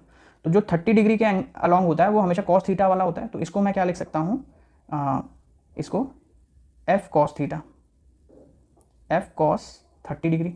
और एक वेक्टर मुझे ड्रॉ करना है along parallel to the slope, parallel हो गया ये, है ना। देखो स्लोप हमारा ये है, अरे स्लोप हमारा ये रहा, और ये वेक्टर उसके पैरेलल है, और ये हमारा स्लोप है, और एक वेक्टर ये उसके परपेंडिकुलर हो गया। तो यही उसने कहा भी है कि पैरेलल एंड परपेंडिकुलर इसको रिजॉल्व करना है हमें, इस mg वेक्टर वाले mg वेक्टर को, ठीक है। तो कर दिया हमने। अब इसकी जो वैल्यू हो जाएगी वो हो जाएगी f sin 30, ठीक है। तो बस ये 2 कंपोनेंट में ब्रेक हो गया। तो अब इसको सॉल्व कर लेते हैं हम। तो जो हमारा वेट है, वेट या इस तरीके से लिखते हैं, पैरेलल कंपोनेंट ऑफ वेट, हाँ, वेट भी, वजन जो mg है ये भी एक वेक्टर, ये भी एक तरीके का फोर्स ड्यू टू ग्रेविटी लग रहा है नीचे की तरफ। तो ये जो कितना आया हमारा पैरेलल वाला तो आया है f sin 30, तो f दे रखा है 10 न्यूटन, तो 10 लगा देते हैं, और sin 30 की वैल्यू होती है आपकी 1/2, तो ये टोटल आ जाएगा आपका 5 न्यूटन, ठीक है। ये पैरेलल है। और एक परपेंडिकुलर वाला भी निकाल लेते हैं। तो परपेंडिकुलर कंपोनेंट ऑफ वेट वो कितना आ जाएगा आपका f cos 30, तो ये ओवरऑल आ जाएगा 10 इंटू cos 30 हो जाएगा आपका √3/2, 2 5 से 10, तो ये आ जाएगा 5√3 न्यूटन, ठीक है। तो ये 2 कंपोनेंट में हमने ब्रेक कर दिया, एक पैरेलल और एक जो है परपेंडिकुलर टू दी स्लोप, ठीक है। तो आई होप आपको ये अच्छे से समझ में आ गया होगा। चलिए आगे बढ़ते हैं और क्वेश्चन नंबर 9 देखते हैं। Resolve horizontal and vertically a force F8 Newton which makes an angle 45 degree with the horizontal. तो यहाँ पर भी वही चीज़ दे रखी है कि एक resolve horizontal and vertical of a force of 8 Newton, ठीक है, ये F वेक्टर रहा होगा कोई, ये 8 न्यूटन का, विच makes an angle 45 degree with the horizontal. अच्छा ठीक है, तो ये हॉरिजॉन्टल है हमारी, वही चीज़ है, ये हमारी हॉरिजॉन्टल लाइन हो गई, और कोई F वेक्टर है वो 30 कितने का 45 डिग्री का एंगल बना रहा है हॉरिजॉन्टल से, तो ये हमारा F वेक्टर है जिसका मैग्नीट्यूड दे रखा है 8 न्यूटन, ठीक है, और ये 30 डिग्री का एंगल बना रहा है। तो वो कह रहे हैं कि इसको कंपोनेंट में ब्रेक करो, एक वर्टिकल कंपोनेंट में, हॉरिजॉन्टल कंपोनेंट में। तो आप जानते हो हॉरिजॉन्टल कंपोनेंट तो ये वाला होगा, ठीक है, ये वाला हॉरिजॉन्टल कंपोनेंट होगा, और ये वाला जो होगा ये वर्टिकल कंपोनेंट होगा, ठीक है। तो वर्टिकल कंपोनेंट और हॉरिजॉन्टल कंपोनेंट, तो इस वाले वेक्टर को मैं शो कर देता हूँ, ये वर्टिकल कंपोनेंट है तो FV से, और इस वाले वेक्टर को मैं शो कर देता हूँ, ये वाला वर्टिकल है तो ये FH से, FV से ये हो जाएगा वर्टिकल वाला, और इसको FH से शो कर देता हूँ मैं, ठीक है। तो ये FH हो जाएगा मेरा। अब इनकी वैल्यू क्या आएगी, तो FH वाले की आएगी जो थीटा के अलॉन्ग जो कंपोनेंट बनता है वो हमेशा क्या बनता है, कॉस थीटा, तो ये आ जाएगा आपका F cos 30 डिग्री, ठीक है, और इसकी जो वैल्यू आएगी FV वाले की, ये आएगी F sin 30 डिग्री, ठीक है। तो दोनों ही कंपोनेंट आ गए, हॉरिजॉन्टल वाले की वैल्यू निकाल लेते हैं, तो ये आएगा आपका 8 cos 30 है ना, तो √3/2 करोगे तो ये आ जाएगा 4√3 न्यूटन, ठीक है। और जो वर्टिकल कंपोनेंट है उसकी भी वैल्यू देख लेते हैं, वो आ जाएगा आपका 8 sin 30 की वैल्यू होगी 1/2, तो ये हो जाएगा आपका 4 न्यूटन, ठीक है। तो ये भी सिंपल ही था, केवल हॉरिजॉन्टल और वर्टिकल कंपोनेंट में हमें ब्रेक करना था, और ऊपर वाला भी इजी था, उसमें भी हमें बस वो वेट जो था कोई वो दे रखा था स्लोप के ऊपर, तो वहाँ पे हमें उसको रिजॉल्व करना था। तो हमने क्या करा, पहले एंगल फाइंड कर लिया, फिर उसके अलॉन्ग उसको जो है ब्रेक कर दिया, ठीक है। तो आई होप ये क्लियर हो गए होंगे 2 सवाल। अब आगे चलते हैं और भी क्वेश्चन देखते हैं। तो यहाँ पे बोला जा रहा है कि find the net displacement of a particle from its starting point if its undergoes 2 successive displacement given by S1 vector 21 metre 30 degree north west, और ये S2 वेक्टर और इतना नॉर्थ ईस्ट। तो यहाँ पर ये थोड़ा सा टफ क्वेश्चन है, बट मैं आपको बताता हूँ इसको किस तरीके से हम सॉल्व कर सकते हैं। ये पहले तो मैंने डायरेक्शन बना दी, क्योंकि यहाँ पर नॉर्थ ईस्ट वेस्ट आ रहा है ना, तो सबसे पहले तो डायरेक्शन ही लिख लेते हैं। ये ईस्ट हो गई हमारी, ये वेस्ट हो गई, ईस्ट वेस्ट, ये नॉर्थ हो गया, और ये अपना हो गया साउथ, ठीक है। तो ये हमने डायरेक्शन बना ली सबसे पहले। अब उन्होंने कहा कि एक कोई पार्टिकल था, उसकी 2 डिस्प्लेसमेंट दे रखी हैं, ठीक है। तो वो हमसे पूछ रहा है कि ओवरऑल डिस्प्लेसमेंट किधर होगी, ये बताना है हमें, नेट डिस्प्लेसमेंट, और 2 डिस्प्लेसमेंट दे रखी हैं जो कि 2 वेक्टर से शो हो रखी हैं। तो पहली है S1, और ये जो S1 वाली है ये है 20 मीटर इसका मैग्नीट्यूड है, और ये नॉर्थ वेस्ट की तरफ है। तो अब नॉर्थ वेस्ट किधर होगा, तो देखो ये रहा नॉर्थ और ये रहा वेस्ट, तो नॉर्थ वेस्ट कुछ इस डायरेक्शन में होगा, ठीक है, और उसका एंगल भी दे रखा है कि 37 डिग्री है। तो इसको हम ड्रॉ कर लेते हैं, तो 37 डिग्री लाइक कुछ ऐसे बनेगा यहाँ पर। तो ये वाला मेरा हो गया S1 वेक्टर, ठीक है। तो ये बना रहा है 37 डिग्री, क्लियर है। और इसी तरह से एक वेक्टर है नॉर्थ ईस्ट में, तो नॉर्थ ईस्ट इधर साइड होगा, तो ये थोड़ा सा बड़ा एंगल बना रहा है, तो ये इधर बना देंगे, ये वाला एंगल ज़्यादा है, तो ये है आपका 53 डिग्री। और ये जो वेक्टर है आपका ये S2 वेक्टर है, ठीक है। तो कोई पार्टिकल रहा होगा यहाँ पे, तो उसकी ये 2 डिस्प्लेसमेंट के दे रखे हैं, तो हमसे रिजल्टेंट पूछा है, बताइए रिजल्टेंट कहाँ आएगा। तो जब 2 वेक्टर दे रखे हो तो उनका रिजल्टेंट कैसे निकालते हैं, तो उनका मैग्नीट्यूड पता होना चाहिए और प्लस उनके बीच का एंगल पता होना चाहिए हमें रिजल्टेंट फाइंड करने के लिए, लेकिन एंगल तो नहीं पता हमें यहाँ पर। तो अपन क्या करें, हमें मैग्नीट्यूड दे रखा है इनका, सबसे पहले वो लिख लेते हैं। ये 20 मीटर है और इसका मैग्नीट्यूड है 50 मीटर, ठीक है, ये 50 मीटर होगा यहाँ पे भी। तो मैग्नीट्यूड हमें पता है, तो इसका नेट डिस्प्लेसमेंट हमें निकालना है। तो उसके लिए हमें इन दोनों वेक्टर को क्या करना पड़ेगा, इन दोनों वेक्टर्स को हमें रिजॉल्व करना पड़ेगा। बिना रिजॉल्व किए हम नहीं बता पाएंगे नेट डिस्प्लेसमेंट किधर साइड होगा, ठीक है। तो रिजॉल्व करने के लिए अपन क्या कर सकते हैं, रिजॉल्व कैसे करें इन्हें, तो रिजॉल्व करने के लिए हम इनको कंपोनेंट में ब्रेक करते हैं। पहले ये जो S2 वेक्टर दिख रहा है आपको, या S1 ले लेते हैं, या रिजॉल्व करने से पहले चलो ट्रायंगल के बारे में अभी आगे बताएंगे आपको, पहले रिजॉल्व कर लेते हैं। तो देखो ये 53 डिग्री बन रहा है, तो एक वेक्टर इधर आएगा जो कॉस वाला होगा, तो इस वेक्टर का नाम क्या हो जाएगा आपका 50 कॉस 53 डिग्री बनेगा ये इधर, और इसकी जस्ट परपेंडिकुलर जो वेक्टर बनेगा वो बनेगा आपका 50 साइन 53 डिग्री, ठीक है, ये बनेगा। चलिए ये वाला वेक्टर तो 2 कंपोनेंट में ब्रेक हो गया। अब इसको भी हम 2 कंपोनेंट में ब्रेक कर लेते हैं इस वाले को। तो इन दोनों का जो कंपोनेंट होगा इसका, ये कॉस वाले की साइड ये होगा, मतलब एंगल की साइड ये होगा आपका 20 cos 37 डिग्री, है ना। एंगल के अलॉन्ग हमेशा जो है वो कॉस बनता है, और एक बनेगा इस वेक्टर के परपेंडिकुलर, तो वो इसी के ऊपर आएगा कहीं ना कहीं, सपोज करो यहाँ बना देता हूँ मैं, तो ये आएगा आपका 20 sin 37 डिग्री, तो ये बनेगा तो ये मैंने इनको क्या करा, कंपोनेंट में ब्रेक कर दिया। अब कंपोनेंट में ब्रेक करने के बाद हमें जो है रिजल्टेंट फाइंड करने हैं इनके, ठीक है। तो जो भी हमारा जो नेट वेक्टर रहेगा वो किस डायरेक्शन में आएगा, तो उसके लिए हमें दोनों को सॉल्व करना पड़ेगा, मतलब इन दोनों वेक्टर को सॉल्व करना पड़ेगा। ये जो अपोजिट वेक्टर है और ये जो सेम डायरेक्शन में बने दो वेक्टर, तो इनको रिजॉल्व करना पड़ेगा। तो ये तो आपको याद कर लेना है कि अगर सेम डायरेक्शन में तो डायरेक्टली ऐड होते हैं, और जब अपोजिट डायरेक्शन में हो वेक्टर तो वो माइनस होते हैं। माइनस कैसे होंगे, बड़े में से आप हमेशा छोटे वाले को माइनस करोगे, ठीक है। चलिए करते हैं। तो अब नेट किस तरीके से निकालें, तो नेट निकालने के लिए सबसे पहले हम एस एक्स वाला चलो कैलकुलेट कर लेते हैं। एस एक्स का मतलब है कि एस एक्स वाली डायरेक्शन में। तो एस एक्स वाली डायरेक्शन कौन सी है हमारी, ये वाली है एक्स एक्सिस, ठीक है। ये वाली वाई एक्सिस है हमारी। तो पहले एस एक्स वाली डायरेक्शन में हम कैलकुलेट करते हैं। तो एस एक्स वैक्टर जो होगा वो उनका रिजल्टेंट, जब इन दोनों वेक्टर के बीच देखो 180 डिग्री का एंगल बन रहा है, और जब 180 डिग्री होता है तो कॉस 180 -1 के बराबर होता है, और रिजल्टेंट जो निकल के आता था वो आता था a - b। तो हम बड़े में से छोटे वाले को माइनस कर देंगे यहाँ पर। तो बड़ा कौन है, तो 50 से मल्टीप्लाई हो रही है, इधर 20 से मल्टीप्लाई हो रही है, एंगल भी आसपास है तो यही वाला बड़ा होगा, 50 cos 53 वाला, ठीक है। तो 50 cos 53 - 20 cos 37 डिग्री। अब यहाँ पर दिक्कत वाली बात यह है कि ना तो 53 डिग्री की वैल्यू पता है हमें ना ही 37 की, तो कैसे सॉल्व होगा ये। तो ये जो जब भी आपको 53 और 37 डिग्री वाले कुछ भी एंगल दिखें, तो उसके लिए एक स्पेशल ट्राइंगल बनता है मैथ में, तो वो मैं अब आपको बताने जा रहा हूँ, ठीक है। तो सपोज करो कोई ट्राइंगल इस तरीके से है, ठीक है, एक सेकेंड, इस तरीके से है कोई ट्राइंगल, और ये सपोज करो ए बी सी। तो यहाँ पे अगर बन रहा है 53 डिग्री और यहाँ पर बन रहा है अगर 37 डिग्री, ठीक है, और ये 90 डिग्री होता है आपका, ये तो पता ही है आपको। तो जो ट्रिपलेट्स निकल के आते हैं वो आते हैं 3, 4 और 5, ये कुछ इस तरीके से बनेगा हमेशा। तो ये ट्राइंगल आपको याद रखना है, जो 53 डिग्री और 37 डिग्री वाला स्पेशल ट्राइंगल होता है, ये आपको हमेशा याद रखना है। तो अब यहाँ से इसकी वैल्यू पुट कर सकते हैं हम। तो 50 इंटू कॉस 53 निकालना है ना, और 53 ये है, कॉस होता है बेस अपॉन हाइपोटेनियस, तो इसकी जो वैल्यू आएगी वो आएगी 3/5, ठीक है, 90 के सामने वाला हाइपो, माइनस 20 इंटू कॉस 37 निकालना है। यहाँ से ये परपेंडिकुलर हो गया 37 से, तो ये बेस हो गया आपका, ठीक है।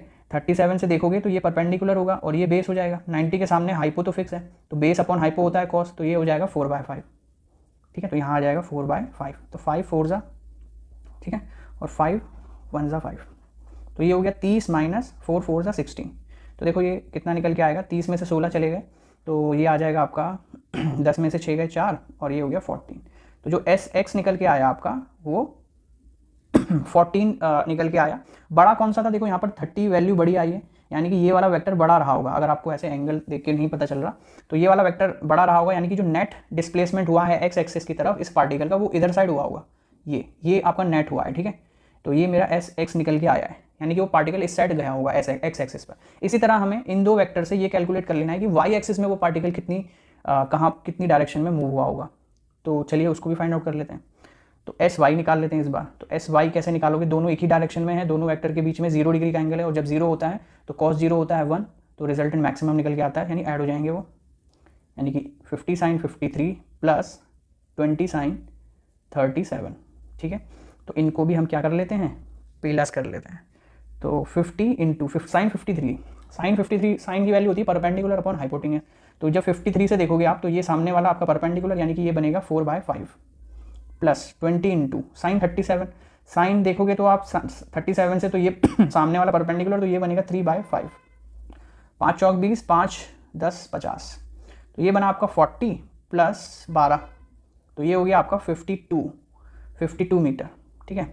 तो ये हो गया आपका 16, ये कितना निकल के आया था 14 मीटर, और ये 52, यानी एस वाई एक्सिस पर जो पार्टिकल मूव हुआ होगा वो टोटली 52 मीटर मूव हुआ होगा, ठीक है। तो यहाँ पर सपोज करो ये वाला वेक्टर है, ये जो निकल के आया है ये आपका निकल के आया है एस वाई जो कि आया है 52, और ये जो एस एक्स था ये आपका निकल के आया था कितना 14 मीटर।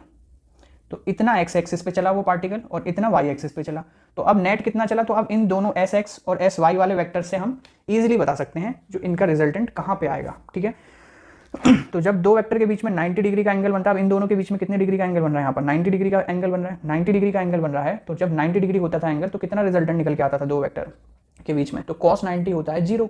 तो जो रिजल्टेंट निकल के आता था वो आता था हमारा, यहाँ साइड में बता रहा हूँ आपको, डोंट वरी, वो निकल के आता था a² प्लस b², क्योंकि जो cos 90 होगा वो तो 0 हो जाएगा, तो 2ab वाली टर्म 0 हो जाएगी, √ में a² प्लस b² बचेगा। तो बस इसका यूज़ करके अब हम एस नेट निकाल लेते हैं। तो एस नेट कैसे निकलेगा अपना अंडर रूट में जो एस एक्स आया है उसका मैग्नीट्यूड का स्क्वायर और उसका मैग्नीट्यूड का स्क्वायर यानी 14 का स्क्वायर प्लस 52 का स्क्वायर। तो अब ये जो भी वैल्यू आएगी कैलकुलेट होके इसको हम इजीली कर सकते हैं। तो इधर ले आते हैं भाई इसको। हाँ, तो अब है हमारे पास 14 इंटू 14 196 प्लस 52 इंटू 52, अरे ये आएगा 2704, ठीक है, अंडर रूट में। तो ये ऐड कर लेते हैं हम 196, तो ये आ गया 2900 रूट में कुछ, ठीक है। तो 100 से मल्टीप्लाई हो रही है तो 100 का 10 तो बाहर आ जाएगा, तो बचेगा ये 10 रूट 29 मीटर। तो इतना नेट डिस्प्लेसमेंट हुआ है, ठीक है। अब चलो ये नेट डिस्प्लेसमेंट तो हमने पता कर लिया कि इतना मूव हुआ है, लेकिन उसकी डायरेक्शन कैसे पता चलेगी, क्योंकि ये जो डिस्प्लेसमेंट वेक्टर है ये एक वेक्टर क्वांटिटी और इसकी कोई डायरेक्शन होगी, ठीक है। अब डायरेक्शन कैसे निकालें, तो उसके लिए हमें एंगल निकालना पड़ेगा। देख लो इस छोटे से सवाल में कितना कुछ छुपा हुआ है। तो अब एंगल कैसे निकालें, तो कुछ ना कुछ वेक्टर तो आया ही होगा, है ना। अब वो एंगल फाइंड आउट करने के लिए हमें जो है वो क्या करते हैं हम कि ये जो एस वाई और एस एक्स आए ना हमारे निकल के, तो जब आप इन दोनों वेक्टर को टेल टू टेल जोड़ोगे तो जब आप इन ये दो वेक्टर इस तरीके से आए ना, देखो एस वाई हमारा ऐसे आया है और एस एक्स हमारा ऐसे आया है, तो अब हमें इन दोनों के बीच का एंगल फाइंड आउट करना है। तो एंगल फाइंड आउट करना है तो इनका कुछ रिजल्टेंट बनेगा, ठीक है। तो मैं क्या करूँगा, इन दो वेक्टर को ऐसे कनेक्ट कर दूंगा हेड टू हेड, तो जो रिजल्टेंट आएगा वो इनकी अपोजिट डायरेक्शन में आएगा। ट्राइंगल लॉ फॉलो करेंगे यहाँ पे हम इस डायरेक्शन में। तो ये एंगल फाइंड आउट करना है मुझे। तो ये एंगल कैसे फाइंड आउट करूँगा, ये तो 90 बनेगा हमेशा, और वो हमें पता है कितना है एस वाई और एस एक्स। तो यहाँ से मैं 10 अल्फा कैलकुलेट कर सकता हूँ डायरेक्ट, या 10 थीटा भी लिख सकते हो। तो उसकी वैल्यू जो होगी वो होगी S Y upon S X के बराबर, ठीक है। थोड़ा कॉम्प्लिकेटेड लग रहा होगा बट, तो 52 बाई एस एक्स कितना आया हमारा 14। तो इसको सॉल्व करोगे जब आएगा तो ये आएगा आपका 2 2 ज़ा 4, 2 6 ज़ा 12, 2 7 ज़ा 14। तो अब नहीं कटेगा ये, तो यहाँ से अल्फ़ा निकाल लेते हैं हम सीधे। तो अल्फ़ा की जो वैल्यू आएगी वो आएगी आपकी alpha is equal to 10 inverse 26/7। ये आपका एंगल निकल के आएगा, ठीक है। और आपको ये भी पता चल जाएगा कि किस डायरेक्शन में। तो देखो एस वाई की वैल्यू भी पॉजिटिव है और एस एक्स की वैल्यू भी पॉजिटिव है, तो इसका मतलब ये हुआ कि जो रिजल्टेंट वेक्टर रहा होगा वो कुछ इस डायरेक्शन में रहा होगा, इस तरीके से। ये हमारा एस वेक्टर है, एस नेट, ठीक है। और इसका मैग्नीट्यूड हम कैलकुलेट कर ही चुके हैं 10 रूट 29 मीटर्स।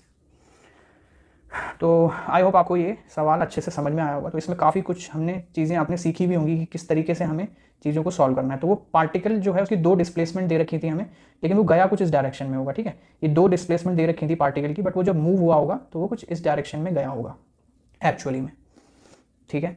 तो आई होप आपको ये क्वेश्चन अच्छे से समझ में आया होगा। बच्चों ये रहा नेक्स्ट क्वेश्चन आपके सामने। इसमें बोला जा रहा है कि find the magnitude of b vector and the direction of A vector if b makes angle 37 degree and c makes 53 degree with the positive x axis and a vector has magnitude equal to 10 and c 5। और ये equation दे रखी है a plus b plus c is equal to 0, ठीक है। तो सबसे पहले तो हम ड्रॉ कर लेते हैं। तो एक्सिस की बात हो रही है यहाँ पे, तो सबसे पहले तो एक्सिस ही ड्रॉ कर लेते हैं, ठीक है। ये हमारी एक्स एक्सिस हो गई और ये हमारी वाई एक्सिस हो गई। अब वो कह रहे हैं कि एक बी वेक्टर है और एक सी वेक्टर है, ठीक है। तो सपोज़ करो ये वाला बी वेक्टर हो गया हमारा, ठीक है, और इस वेक्टर का मैग्नीट्यूड भी हमें फाइंड करना है। तो अभी के लिए मैं इसे बी ले लेता हूँ, और ये जो एंगल बना रहा है ये बना रहा है यहाँ से 37 डिग्री का एंगल बना रहा है ये वेक्टर पॉजिटिव एक्स एक्सिस से, ठीक है। तो ये पॉजिटिव एक्स एक्सिस है हमारी, और एक कोई सी वेक्टर भी रहा है, और सी वेक्टर का मैग्नीट्यूड गिवन है आपको, वो है 5 के बराबर। और ये जो एंगल है सी वेक्टर और एक्स एक्सिस के बीच में ये भी गिवन है, तो ये है आपका 53 डिग्री जो है एंगल है, ठीक है। और अब हमें कोई एक और वेक्टर है जो ए वेक्टर है, उसका मैग्नीट्यूड फाइंड आउट करना है, ठीक है। तो अब ए वेक्टर को कैसे निकालें, तो उसके लिए पहले तो इन्होंने एक इक्वेशन दे रखी है, उसको हम लिख लेते हैं। जैसे इन्होंने दे रखा है कि a vector plus b vector plus c vector जो है वो 0 के बराबर है। तो मैं यहाँ से अगर ए वेक्टर की वैल्यू फाइंड आउट करूँ तो ये आएगा ए वेक्टर, ठीक है। बी वेक्टर उधर जाके डायरेक्शन चेंज हो जाएगी, ठीक है, तो minus B vector minus C vector हो जाएगा। और अगर साइन कॉमन ले लें हम तो ये बचेगा बी प्लस सी वेक्टर, ठीक है, इस तरीके से।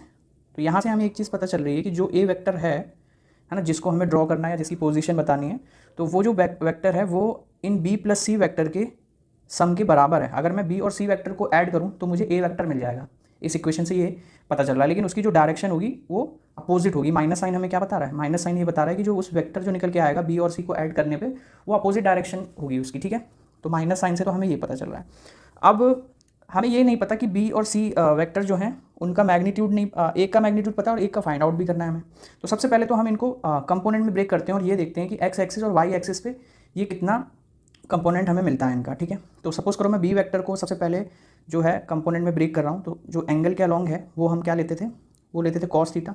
तो ये आ जाएगा आपका बी कॉस 37 डिग्री, ठीक है। अब एक वेक्टर इसके परपेंडिकुलर लेंगे हम यहाँ पे, तो ये हो जाएगा आपका बी साइन 37 डिग्री, ठीक है। तो इसको तो मैंने ब्रेक कर दिया इस वेक्टर को। अब सी वाले को हम करते हैं, तो एक्स एक्सिस के अलॉन्ग जो है वेक्टर, ये जो वेक्टर आएगा सी वाला, ठीक है, इसकी जो मैग्नीट्यूड होगा वो तो होगा, सी का मैग्नीट्यूड 5 है ना, तो ये हो जाएगा 5 cos 53 डिग्री। और इसको हम ले लेते हैं वाई एक्सिस के अलॉन्ग परपेंडिकुलर डायरेक्शन में, ये हो जाएगा आपका 5 sin 53 डिग्री, ठीक है। तो इस तरीके से मैंने इनको दो वेक्टर में कंपोनेंट में ब्रेक कर दिया, ठीक है। चलो, अब हमें ये पता चल गया कि जो ए वेक्टर है वो एक्स एक्सिस में कितना मूव हुआ है और वाई एक्सिस में कितना मूव हुआ है। तो मैं एक लेट कर लेता हूँ सबसे पहले, तो आपको समझ में आएगा। ये ए वेक्टर है ना, इस वेक्टर को मैं लेट कर लेता हूँ। Let A vector is equal to A x I cap plus A Y J cap, ठीक है। क्यों लेट कर दिया?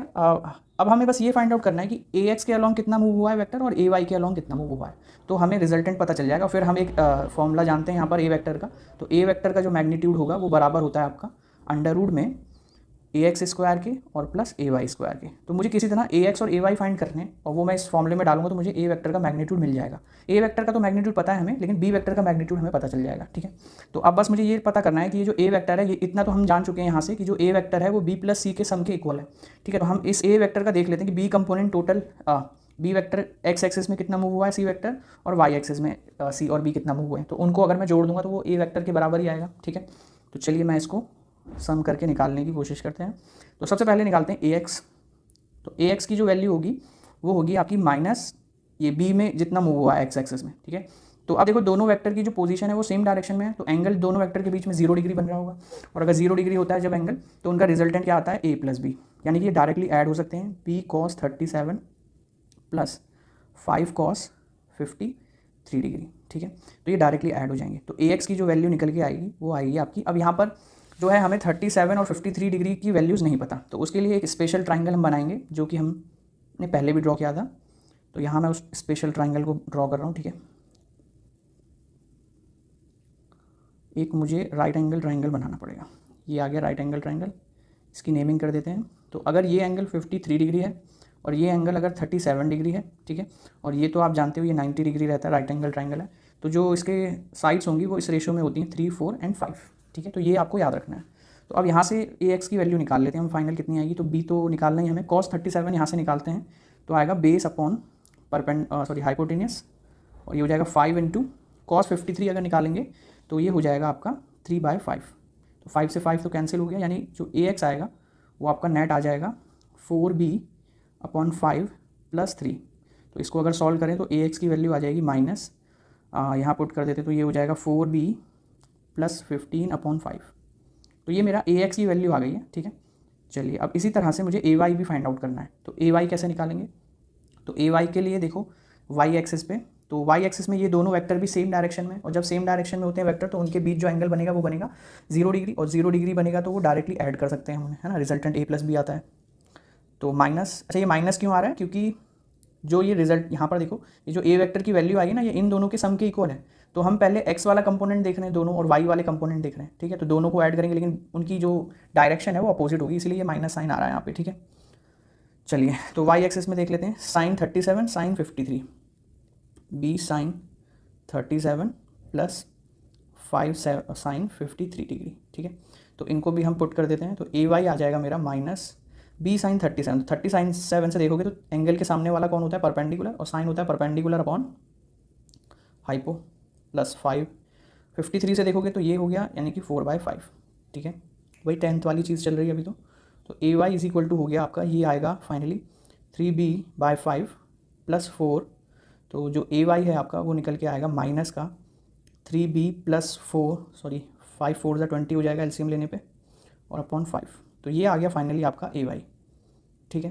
तो ए एक्स भी निकाल लिया हमने, ए वाई भी निकाल लिया। अब बस इस रिजल्टेंट वाले फॉर्मूले में हम डाल देते हैं जो रिजल्टेंट का फॉर्मूला होता है, तो फॉर्मूला होता है ए वेक्टर का मैग्नीट्यूड का square is equal to A X square plus A Y square. तो ए एक्स और ए वाई की जो भी वैल्यू होगी उनका स्क्वायर हो जाएगा। अब ए का वैल्यू हमें दे ही रखी थी आई थिंक, हाँ, magnitude of A is equal to 10 दे रखा है, ठीक है, ये भी गिवन है तो इसको यहाँ लिख लेते हैं गिवन में।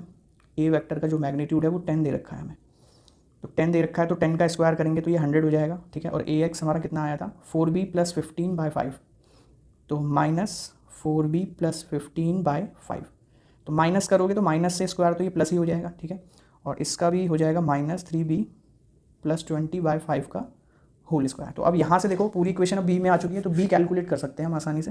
तो आइए देखिए, इसमें थोड़ा सा टाइम लगेगा क्योंकि ये क्वाड्रेटिक इक्वेशन बनेगी अभी। तो पहले तो इसको ऐसे लिख लेते हैं 4b प्लस 15 का होल स्क्वायर अपॉन 25, और ऊपर ये माइनस तो प्लस हो जाएगा, माइनस का स्क्वायर करोगे तो इसको मैं लिख सकता हूँ 3b 20 का होल स्क्वायर बाय 25, ठीक है। तो ये जो माइनस है ना, ये -1 समझ लो इसे, और -1 का स्क्वायर क्या होता है प्लस 25, 1/25 कॉमन आ रहा है, उसको 100 से मल्टीप्लाई करके ये सीधा 2500 हो जाएगा। और ये a प्लस बी का होल स्क्वायर खोल देते हैं यहाँ पर, तो ये आएगा 16b square plus 15 225 plus 2ab, तो 2 4 ज़ा 8, 8 15 ज़ा होता है आपका 120b, प्लस ये हो जाएगा 9b स्क्वायर प्लस 20 ज़ा हो जाएगा 400, ठीक है, प्लस 2 दूनी 40, 4 3 12, ये भी हो जाएगा 120b, ठीक है। तो अब ये हो गया आपका, बस ऐसे थोड़ा सा सॉल्व कर लेते हैं। ये 2500 हो गया, 2500 में से चलो 16, 16b स्क्वायर ये रहा, ये 9b स्क्वायर है, 16 और 9 25b स्क्वायर हो गया ये, ठीक है।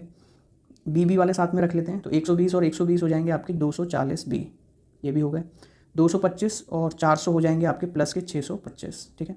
तो अब इक्वेशन बना लेते हैं। तो ये फाइनल इक्वेशन जो बनेगी 25b स्क्वायर प्लस 240b, और ये आपका आ जाएगा उधर जाके प्लस का 625 और माइनस का ये हो जाएगा 2500 इज इक्वल टू 0।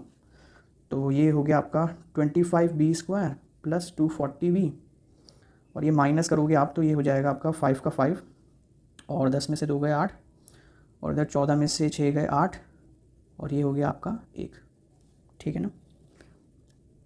10 में 5 गए 5, और 9 में से 2 गए 7 आएगा यहाँ पे यार, 7 आएगा इज इक्वल टू 0, ठीक है। तो ये हो गया आपका।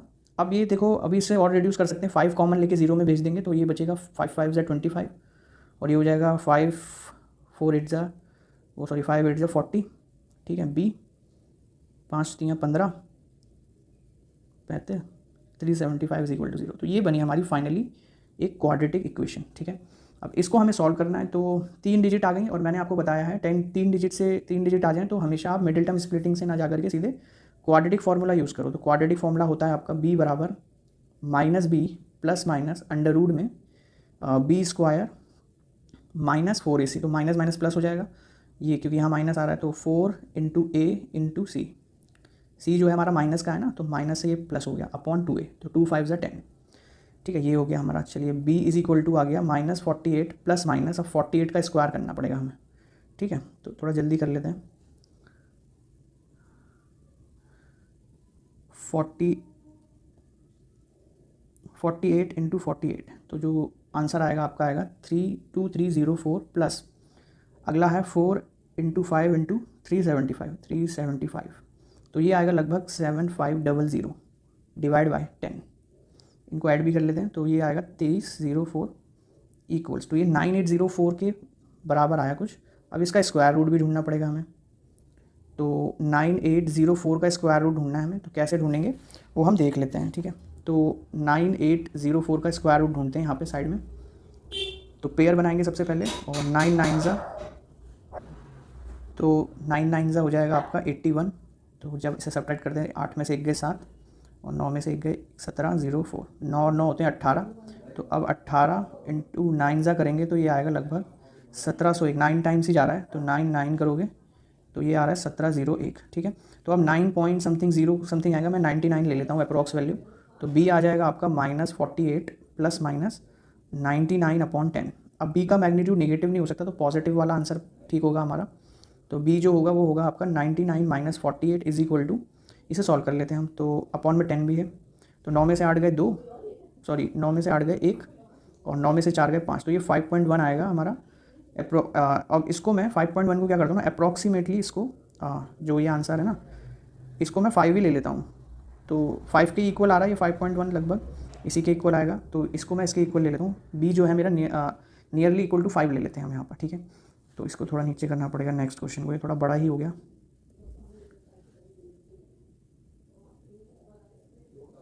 ठीक है, अब जो है ये हो गया, अब ये b हो गया हमारा, b की वैल्यू आ गई। अब b का मैग्नीट्यूड पूछा था हमसे, तो यहाँ पर यानी कि ये जो b की वैल्यू थी ये थी 5।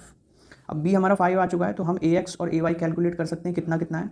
तो ax की वैल्यू थी 4b/5 + 3, ठीक है। तो सबसे पहले तो ax फाइंड आउट कर लेते हैं। ax इज इक्वल टू था 4b/5 + 3, ये थी माइनस में, तो b 5 आया, 5 से 5 कट के ये जो ax आएगा ये आएगा -7।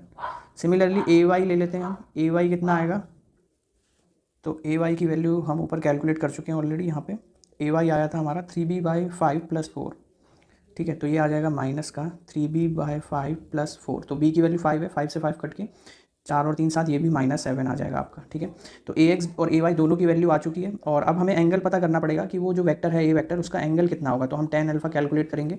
तो tan अल्फा का फॉर्मूला होता है ay/ax, तो ay है हमारा -7 और ये भी माइनस से माइनस कट के ये आ गया आपका 1, और 1 में tan अल्फा की वैल्यू होती है tan 45, यानी कि जो अल्फा एंगल बना है वो बना है आपका 45 डिग्री बना है, ठीक है। लेकिन ये कहाँ बना है वो मैटर करता है, ठीक है। अब इसको ध्यान से समझना, ये चीज़ बताने वाला हूँ। देखो ax की वैल्यू आई है -7 और ay की वैल्यू आई है -7, यानी कि अगर डायग्राम में हम देखें तो ax आया है -7 तो यहाँ कहीं होगा, और ay आया है -7 तो यहाँ कहीं होगा। तो जो एंगल बना है इनके बीच में वो वेक्टर कुछ ये इस तरीके से आएगा यहाँ पे a वेक्टर, ठीक है। तो ये 45 है, लेकिन हम जब भी एंगल कैलकुलेट करते हैं तो पॉजिटिव एक्स एक्सेस से उसकी वैल्यू बताते हैं, यानी कि 180 हमें उसमें ऐड करना पड़ेगा। तो ये इसमें एक खास बात है।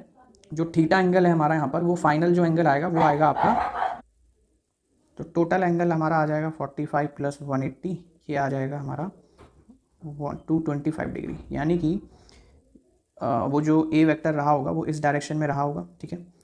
और उसका जो नेट एंगल बनेगा पॉजिटिव एक्स एक्सिस से, ये आपका आ गया टोटल 225 डिग्री, ठीक है। ये वाला एंगल वो जो निकाला है हमने अल्फा, वो 45 आया है, ठीक है।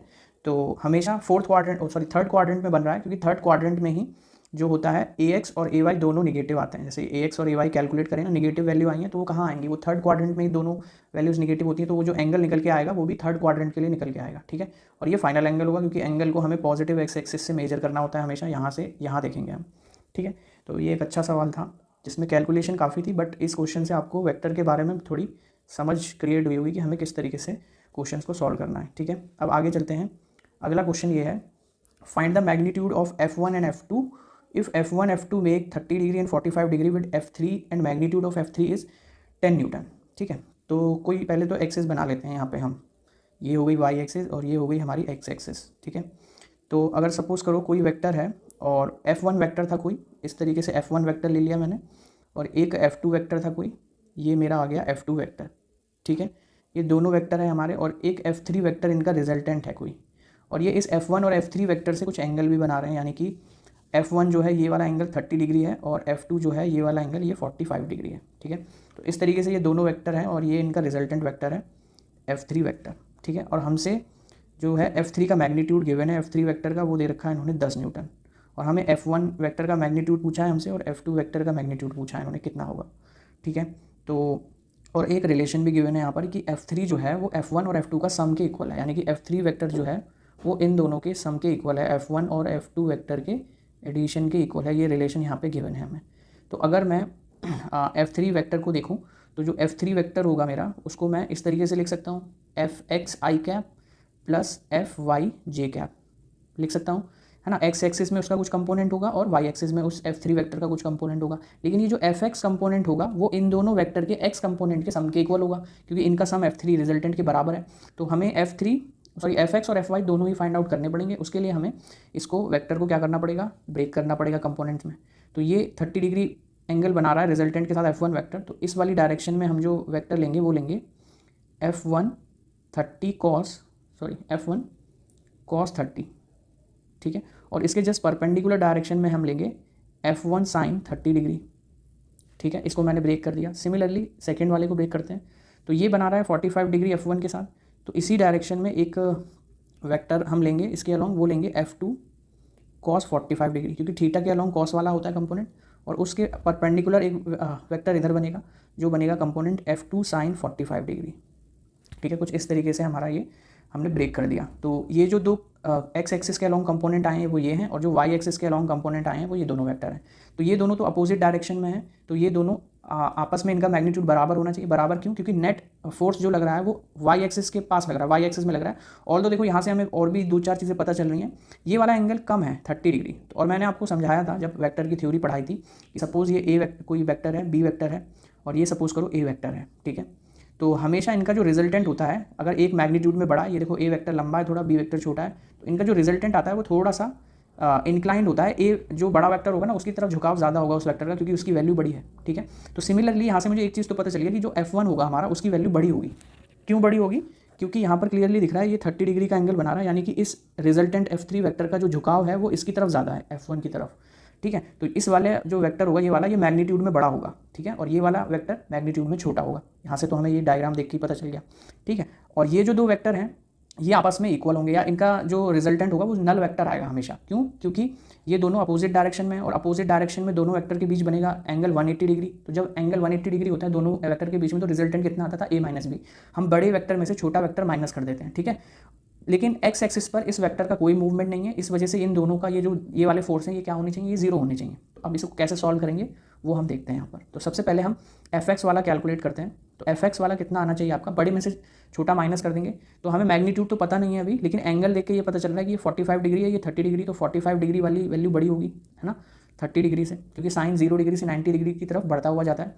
और ऑल तो ये F2 F1 पर भी डिपेंड करेगा कि कौन सा बड़ा है, लेकिन हमें पता है इनका जो नेट फोर्स लग रहा होगा इनके पास एक्स एक्सिस के अलॉन्ग वो जीरो होगा इस F3 वेक्टर के लिए।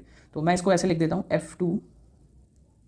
F2 साइन 45 माइनस, है ना, हम माइनस कर देते हैं हमेशा बड़े में से छोटा, लेकिन यहाँ पर Fx जीरो होना चाहिए। क्यों? क्योंकि नेट फोर्स एक्स एक्सिस के अलॉन्ग जीरो ही होगा। तो फिर इसको उठा के मैं इधर ले आता हूँ, तो ये इक्वेशन कुछ इस तरीके से बनेगी। यहाँ जीरो दिखा देता हूँ, और ये आ जाएगा आपका F2 साइन 45 की वैल्यू होती है 1/√2 इसी इक्वल टू, और ये माइनस F1 30 को उधर ले जाता हूँ, तो यहाँ से F1 आ जाएगा आपका, और साइन 30 होता है 1/2। ठीक है, तो यहाँ से अगर मैं F1 कैलकुलेट कर लूँ तो F1 की वैल्यू आ गई आपकी 2F2/√2। ठीक है, और ये हमारी वैल्यू आ गई है F1 की। ठीक है, चलो इसको यहीं पे रख देते हैं, और अब y एक्सिस के अलॉन्ग देख लेते हैं क्या निकल के आएगा। इसको थोड़ा और नीचे शिफ्ट करना पड़ेगा मुझे।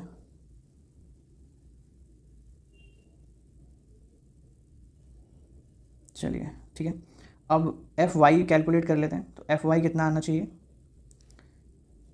सॉरी, Fy कितना आना चाहिए हमारा? Fy आना चाहिए, ये इन दोनों वेक्टर का सम हो जाएगा। यहाँ पे ये जो दो वेक्टर दिखाई दे रहे हैं आपको, इन दो वेक्टर के सम के इक्वल होगा ये। तो यहाँ पर है F1 cos 30, और F1 cos 30 होता है आपका cos 30 की वैल्यू होगी आपकी √3/2। ठीक है, प्लस F2 cos 45, तो cos 45 होता है आपका 1/√2। ठीक है, ये निकल के आएगा आपको। तो Fx और Fy दोनों ही हैं हमारे पास। तो Fx वाला कंपोनेंट तो जीरो होगा, यानी F3 वेक्टर जो है वो उसकी जो वैल्यू है वो कुछ इस तरीके से आएगी, दिस प्लस दिस, यानी कि 0 प्लस ये कितना भी है ये हम देख लेते हैं। और F3 वेक्टर का मैग्नीट्यूड हमें गिवन नहीं है। ठीक है, तो ये आ जाएगा आपका कितना,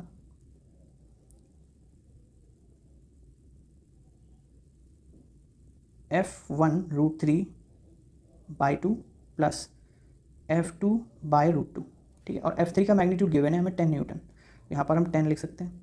ठीक है, तो चलिए इसको हम सॉल्व कर लेते हैं। तो यहाँ पर LCM आ रहा है 2√2, तो 2 से 2 कट गया, तो ये आ गया F1√6 प्लस √2 से √2 गया, तो ये आ गया 2F2। ठीक है, तो और F1 की वैल्यू हमें पता है कितनी है, तो ये आ जाएगा 20√2, और F1 की जगह मैं लिख सकता हूँ 2F2/√2, ये √6 है। ठीक है,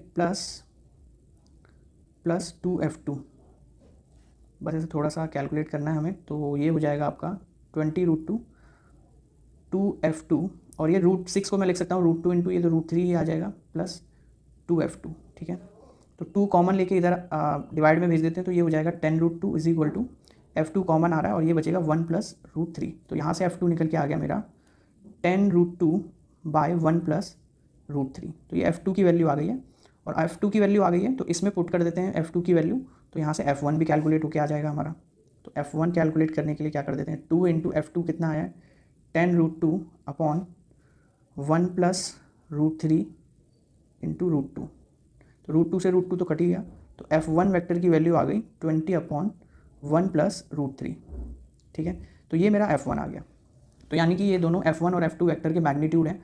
तो देखो कौन सा बड़ा है इनमें से, तो क्लियरली दिख रहा है डिनोमिनेटर तो सेम है दोनों के, न्यूमरेटर से पता चल जाएगा। तो न्यूमरेटर 20 ज़्यादा है 10√2 से, तो यानी कि F1 की वैल्यू बड़ी होगी। तो वही मैंने आपसे कहा भी था कि जो F1 वेक्टर है वो हमारा मैग्नीट्यूड में बड़ा ही आएगा। क्यों आएगा बड़ा, क्योंकि यहाँ पे जो झुकाव है रिजल्टेंट वाले वेक्टर का वो ज़्यादा है, तो इसका मैग्नीट्यूड ज़्यादा होना चाहिए कायदे में, और वही आया भी। ठीक है, तो इस तरीके से आप कैलकुलेट कर सकते हो इनको, जिस तरीके से मैंने कैलकुलेट करके दिखाया। सेम क्वेश्चन है अगला कुछ इसी तरीके का, थोड़ा सा ऊपर शिफ्ट करना पड़ेगा ऐसे। ये है अगला क्वेश्चन आपके सामने।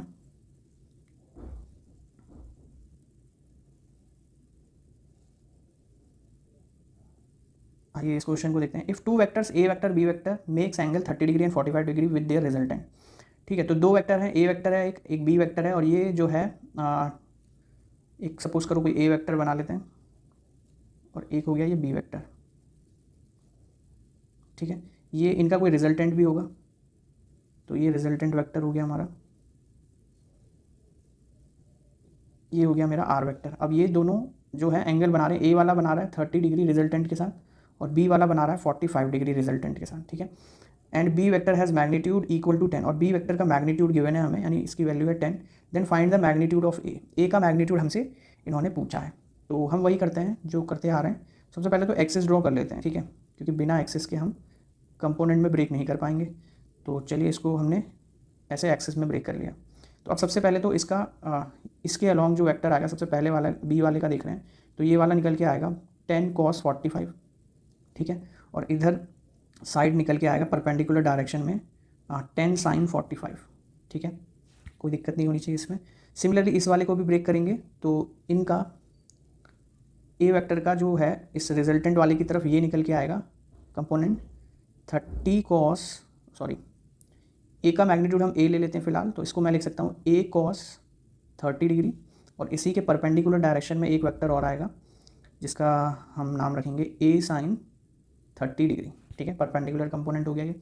अब जो है ये दोनों अगेन अपोजिट डायरेक्शन में है ना, सेम ऊपर वाले क्वेश्चन की तरह ये वाले अपोजिट डायरेक्शन में है, तो ये क्या कर देंगे, एक दूसरे के बराबर होनी चाहिए ये। ठीक है, बराबर क्यों होंगे वो मैंने ऊपर एक्सप्लेन कर दिया आपको, ये दोनों बराबर क्यों होनी चाहिए, क्योंकि नेट जो जा रहा है ये आर वेक्टर, ये इस डायरेक्शन में जा रहा है वाई एक्सिस की तरफ। ठीक है, और अब इस साइड इसका झुकाव ज़्यादा है, तो यानी कि ए वेक्टर का मैग्नीट्यूड बी से क्या आना चाहिए, हर हाल में ज़्यादा आना चाहिए, तभी ये एंगल कम है इस साइड। जिधर एंगल कम होता है उधर झुकाव भी ज़्यादा होता है रिजल्टेंट का। ठीक है, तो ये आपको याद रखना है। आगे बढ़ते हैं,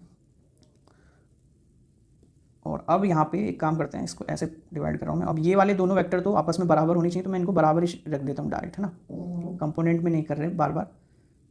ए sin 30 डिग्री, तो 10 sin 45 होता है 1/√2, और ये हो जाएगा आपका ए sin 30 होता है 1/2, तो ये हो जाएगा आपका सिंपली 20/√2। तो ए की वैल्यू आ गई आपकी 20/√2। ठीक है, तो ये हो गया आपका ए वेक्टर का मैग्नीट्यूड यहाँ से निकल के आ गया। यही पूछा था शायद हमसे। Then find the magnitude of A vector resultant B vector. हाँ, बस मैग्नीट्यूड ही पूछा था, तो ये हमारा मैग्नीट्यूड निकल के आ गया सिंपली ए वेक्टर का। ठीक है, तो ये हो गया हमारा क्वेश्चन। अगला क्वेश्चन, क्वेश्चन नंबर 14। इसको भी नीचे शिफ्ट करना पड़ेगा, इसको कट ही कर देते हैं यहाँ से ना, इसको लास्ट में कर लेंगे। तो एक काम करते हैं, या फिर एक काम कर लेते हैं, पेज ऐड कर लेते हैं एक।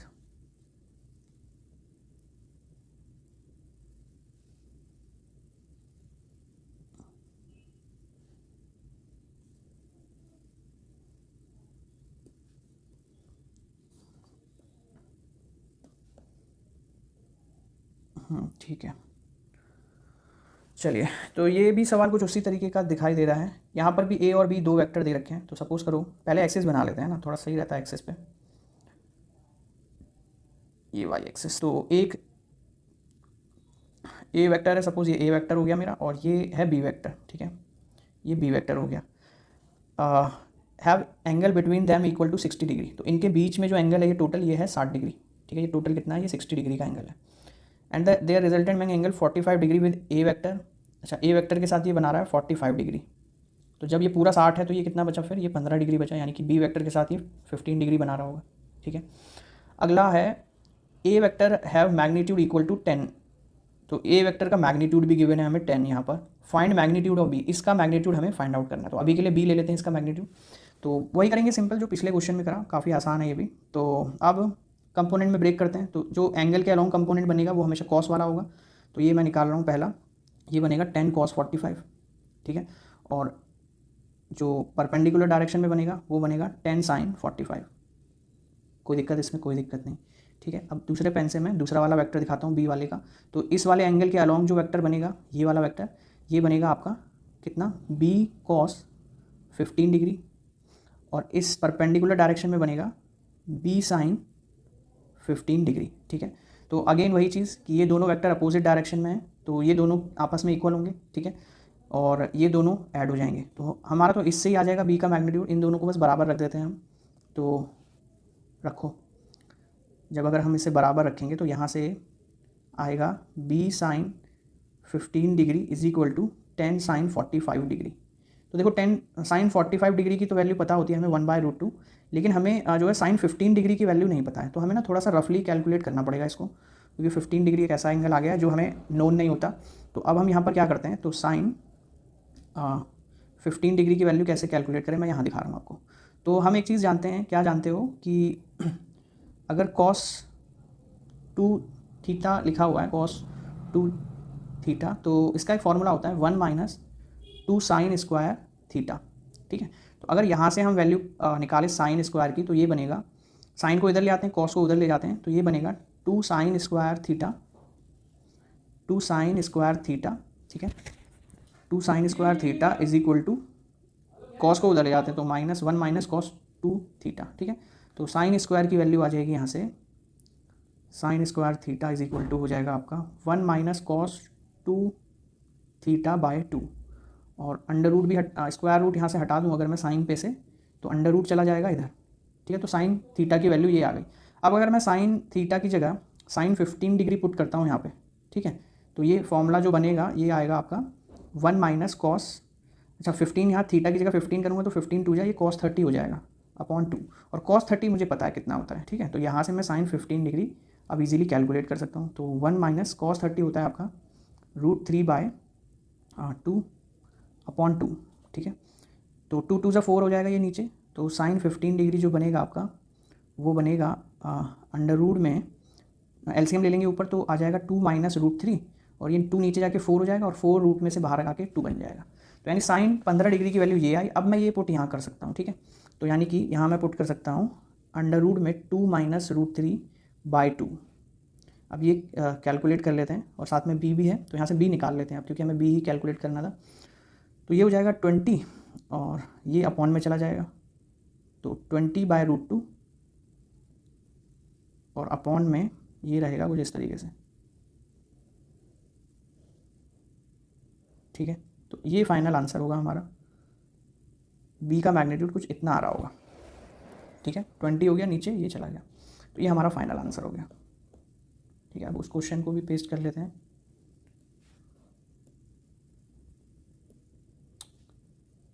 आइए नेक्स्ट क्वेश्चन को देखते हैं। नेक्स्ट क्वेश्चन किस तरीके से होगा। क्वेश्चन नंबर 15 है, obtain the magnitude of 2a vector - 3b vector. ठीक है, और a वेक्टर और b वेक्टर हमें दे रखा है। तो a वेक्टर की वैल्यू हमें गिवन है i cap plus j cap minus 2k cap. ठीक है, और b वेक्टर की वैल्यू गिवन है हमें 2i cap minus j cap plus k cap, इस तरीके से गिवन है। अब यहाँ पर हम 2a vector minus 3b vector जो है ये हमें फाइंड आउट करना है। तो हम क्या करते हैं, 2i cap plus j cap minus 2k cap minus 3 2i cap minus j cap plus k cap, ये हम करते हैं। तो अब सिंपली मैं मैग्नीट्यूड से मल्टीप्लाई कर देंगे सबका, जैसे आपको एडिशन सिखाया गया था। तो ये हो जाएगा 4k, ये हो जाएगा आपका 3 2 जा 6i, और ये हो जाएगा माइनस माइनस प्लस 3j, और ये माइनस 3k कैप। ठीक है, बस अब जो साथ में ऐड हो सकते हैं 2i और 6i माइनस हो जाएंगे, तो बचेगा माइनस का 4i कैप। 2j और 3j ऐड हो जाएंगे, तो ये हो जाएगा 2 और 3 5j कैप। 4 और 3 ऐड हो जाएंगे, लेकिन साइन माइनस का आएगा, 4 और 3 7k कैप। ठीक है, तो ये हमारा रिजल्टेंट आ गया, तो ये हमारा आंसर है। चलिए नेक्स्ट क्वेश्चन को देखिए। फाइंड ए प्लस बी वेक्टर, ठीक है, हमें ए प्लस बी फाइंड आउट करना है, ए माइनस बी भी फाइंड आउट करना है, ठीक है। 2 सवाल पूछे गए इसमें। अगर a vector makes angle 37 with positive axis, पहले तो एक्सेस बना लेते हैं हम, ठीक है। ये हो गई हमारी एक्सेस, ये एक्स एक्सेस हो गई, ये वाई एक्सेस हो गई, ये नेगेटिव वाई एक्सेस, ठीक है। तो वो कह रहा है कि एक ए वेक्टर है, तो सपोज करो ये था ए वेक्टर, जो कि पॉजिटिव एक्सेस के साथ जो एंगल बना रहा है वो बना रहा है ए वेक्टर में 37 डिग्री, ठीक है। और B vector makes an angle 53 degree with negative X axes. तो जो बी वेक्टर है ये नेगेटिव एक्स एक्सेस के साथ 53 डिग्री का एंगल बना रहा है। Now the magnitude is also given to you. A vector का मैग्नीट्यूड इज इक्वल टू 5 और बी वेक्टर का मैग्नीट्यूड इज इक्वल टू 10, ये भी गिवन है हमें, ठीक है। तो मैग्नीट्यूड गिवन है, 2 वेक्टर गिवन है। अब हमें ए प्लस बी और ए माइनस बी फाइंड आउट करना है। तो कैसे करेंगे? तो सबसे पहले इसको हम कंपोनेंट्स में ब्रेक करेंगे दोनों वेक्टर को। तो सबसे पहले एंगल के अलॉन्ग जो कंपोनेंट आएगा, ठीक है, ये वाला हॉरिजॉन्टल कंपोनेंट, ये आएगा आपका 5 cos 37 डिग्री, ठीक है। और जो वाई एक्सिस के अलॉन्ग आएगा वो आएगा आपका 5 sin 37 डिग्री, ठीक है। तो ये तो हमारा ए वेक्टर कंपोनेंट्स में ब्रेक हो गया। सिमिलरली ये बी वेक्टर भी हम कंपोनेंट में ब्रेक करेंगे, तो एंगल के अलॉन्ग आएगा 10 cos 53 डिग्री और ये साइन इसके अलॉन्ग आएगा 10 sin 53 डिग्री, ठीक है। तो इस तरीके से हमने ये वेक्टर को क्या कर दिया, कंपोनेंट्स में ब्रेक कर दिया। अब हमें मैग्नीट्यूड फाइंड आउट करना है। तो सबसे पहले हम रिजल्टेंट का दोनों एक्सिस के अलॉन्ग कैलकुलेट कर लेते हैं कितना है। तो देखो मैं बता देता हूँ, ये दोनों वेक्टर अपोजिट हैं एक दूसरे के एक्स एक्सिस के अलॉन्ग और इनके बीच जो एंगल है वो 180 डिग्री है। तो जब अपोजिट वेक्टर होते हैं तो जो मैग्नीट्यूड होता है वो मिनिमम आता है ए माइनस बी। तो बड़े वेक्टर में से छोटा वेक्टर हम क्या कर देंगे, माइनस कर देंगे। तो माइनस करते हैं, चलिए देखते हैं क्या आता है। तो ये आएगा आपका आर एक्स कैलकुलेट कर रहे हैं, ठीक है, एक्स एक्सिस के अलॉन्ग कितना रिजल्टेंट है। तो उसके लिए बड़े में से छोटा माइनस करेंगे। तो यहाँ पर मैग्नीट्यूड 10 है, तो 10 cos 30 डिग्री, सॉरी 30 नहीं है, 53 डिग्री माइनस 5 cos 37 डिग्री कर देते हैं। तो अब ये एक स्पेशल केस का ट्राइंगल बनेगा जैसे पीछे बन रहा था, ठीक है। तो यहाँ तो 90 रहता है, बट अगर यहाँ पर 53 डिग्री हो और यहाँ पर 37 डिग्री हो तो जो रेशियोज आते हैं वो 3, 4, 5 आते हैं, ठीक है। अब यहाँ से हम वैल्यू डाल के आर एक्स कैलकुलेट कर लेते हैं। तो ये आएगा 10 cos 53, 10 इंटू cos 53। cos 53 निकालने के लिए cos एंगल के सामने परपेंडिकुलर होता है, बट cos होता है बेस अपॉन हाइपो, तो ये हो जाएगा 3/5 और 5 2 10 होता है। सिमिलरली 5 इंटू cos 37, जो 37 से देखोगे तो सामने वाला क्या होगा, परपेंडिकुलर, बट ये हो जाएगा 4/5 क्योंकि बेस बाय हाइपो होता है, तो 5 से 5 कट गया, ठीक है। तो 2 3 6, 6 में से 4 गए तो बचा 2। तो यानी आर एक्स आया आपका निकल के 2, बट ये लेकिन इसके अलॉन्ग आया है, ये इस एक्सिस के अलॉन्ग आया होगा क्योंकि हमें पता है ये वाला वेक्टर क्या है, बड़ा है, तो हमने बड़े में से छोटा घटाया है। तो ये हमारा आर एक्स कैलकुलेट होकर आया इस डायरेक्शन में, ठीक है। तो ये टोटल मैग्नीट्यूड है इसका। तो यहाँ पर हम माइनस साइन लगा देते हैं इसके मैग्नीट्यूड के आगे, जो ये बताएगा कि ये कहाँ पर है, ये नेगेटिव एक्स एक्सिस की तरफ है, ठीक है। तो आर एक्स कैलकुलेट हो गया हमारा। सिमिलरली हम आर वाई एक्सिस के अलॉन्ग कैलकुलेट कर लेते हैं। तो अब देखो वाई एक्सिस के अलॉन्ग दोनों वेक्टर एक ही डायरेक्शन में है, दोनों के बीच एंगल कितना है, 0 डिग्री। तो जब 0 डिग्री एंगल हो एक ही डायरेक्शन में हो तो वो डायरेक्टली ऐड कर देते हैं हमने। तो जब ऐड करोगे तो ये बनेगा आपका 5 sin 37 degree plus 10 sin 53 degree, ठीक है। आइए अब इसको कैलकुलेट कर लेते हैं जल्दी से। तो देखो आर एक्स तो ये आ गया हमारा यहाँ पे 5 इंटू 30 sin 37। तो sin 37 से देखोगे तो ये परपेंडिकुलर अपॉन हाइपो यानी 3/5, 5 से 5 कट गया, प्लस 10 इंटू साइन 53, 53 के सामने परपेंडिकुलर, तो ये बनेगा आपका 4/5, 5 2 10, 2 4 8, 8 और 3 11। तो आर वाई आ गया आपका निकल के 11। तो ये तो उसी डायरेक्शन में आया होगा रिजल्टेंट सीधा ही, ठीक है। तो जो आर वाई आया होगा वो इसी डायरेक्शन में हमारा निकल के आया क्योंकि दोनों ही सेम डायरेक्शन में है वेक्टर। तो अब आर वाई और आर एक्स हम कैलकुलेट कर चुके हैं, ये नेट जो है वेक्टर आ चुके हैं हमारे। अब इनके बीच का एंगल भी पता करना पड़ेगा, है ना। तो देखो ये तो यहाँ से क्लियर है कि जो भी रिजल्टेंट वेक्टर होगा वो इसी डायरेक्शन में बनेगा हमारा। क्यों? क्योंकि जो आर एक्स और आर वाई आए, आर वाई आया पॉजिटिव वाई एक्सिस में और आर एक्स आया नेगेटिव वाई एक्सिस में, तो ये रिजल्टेंट जो वेक्टर बनेगा वो इस डायरेक्शन में बनेगा हमारा, ठीक है, नेगेटिव एक्स एक्सिस के अबाव। तो चलिए पहले एंगल कैलकुलेट कर लेते हैं। तो एंगल कैलकुलेट करने के लिए हम फॉर्मूला यूज़ करेंगे tan alpha is equal to R Y by R X, जो हम पीछे यूज़ कर रहे थे। तो आर वाई की वैल्यू तो 11 है और ये है आपका -2, ठीक है।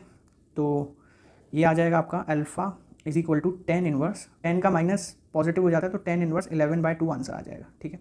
तो ये जो भी एंगल होगा, अब 11/2 की वैल्यू तो नहीं पता हमें, लेकिन आप यहीं पे छोड़ सकते हो आंसर को अपने, ठीक है। तो वो डायरेक्शन इधर साइड होगी, ये हमें क्लियर है। तो यहाँ पर लिख भी सकते हो अगर एक लाइन लिखना चाहो कि direction of the resultant vector is above the negative x axis, negative x axis, ठीक है, या फिर सेकंड क्वाड्रेंट में होगा, ऐसे भी लिख सकते हो। चलिए, तो ये हमारा हो गया, क्या कैलकुलेट किया हमने, ये a plus B vector calculate कर लिया, ठीक है।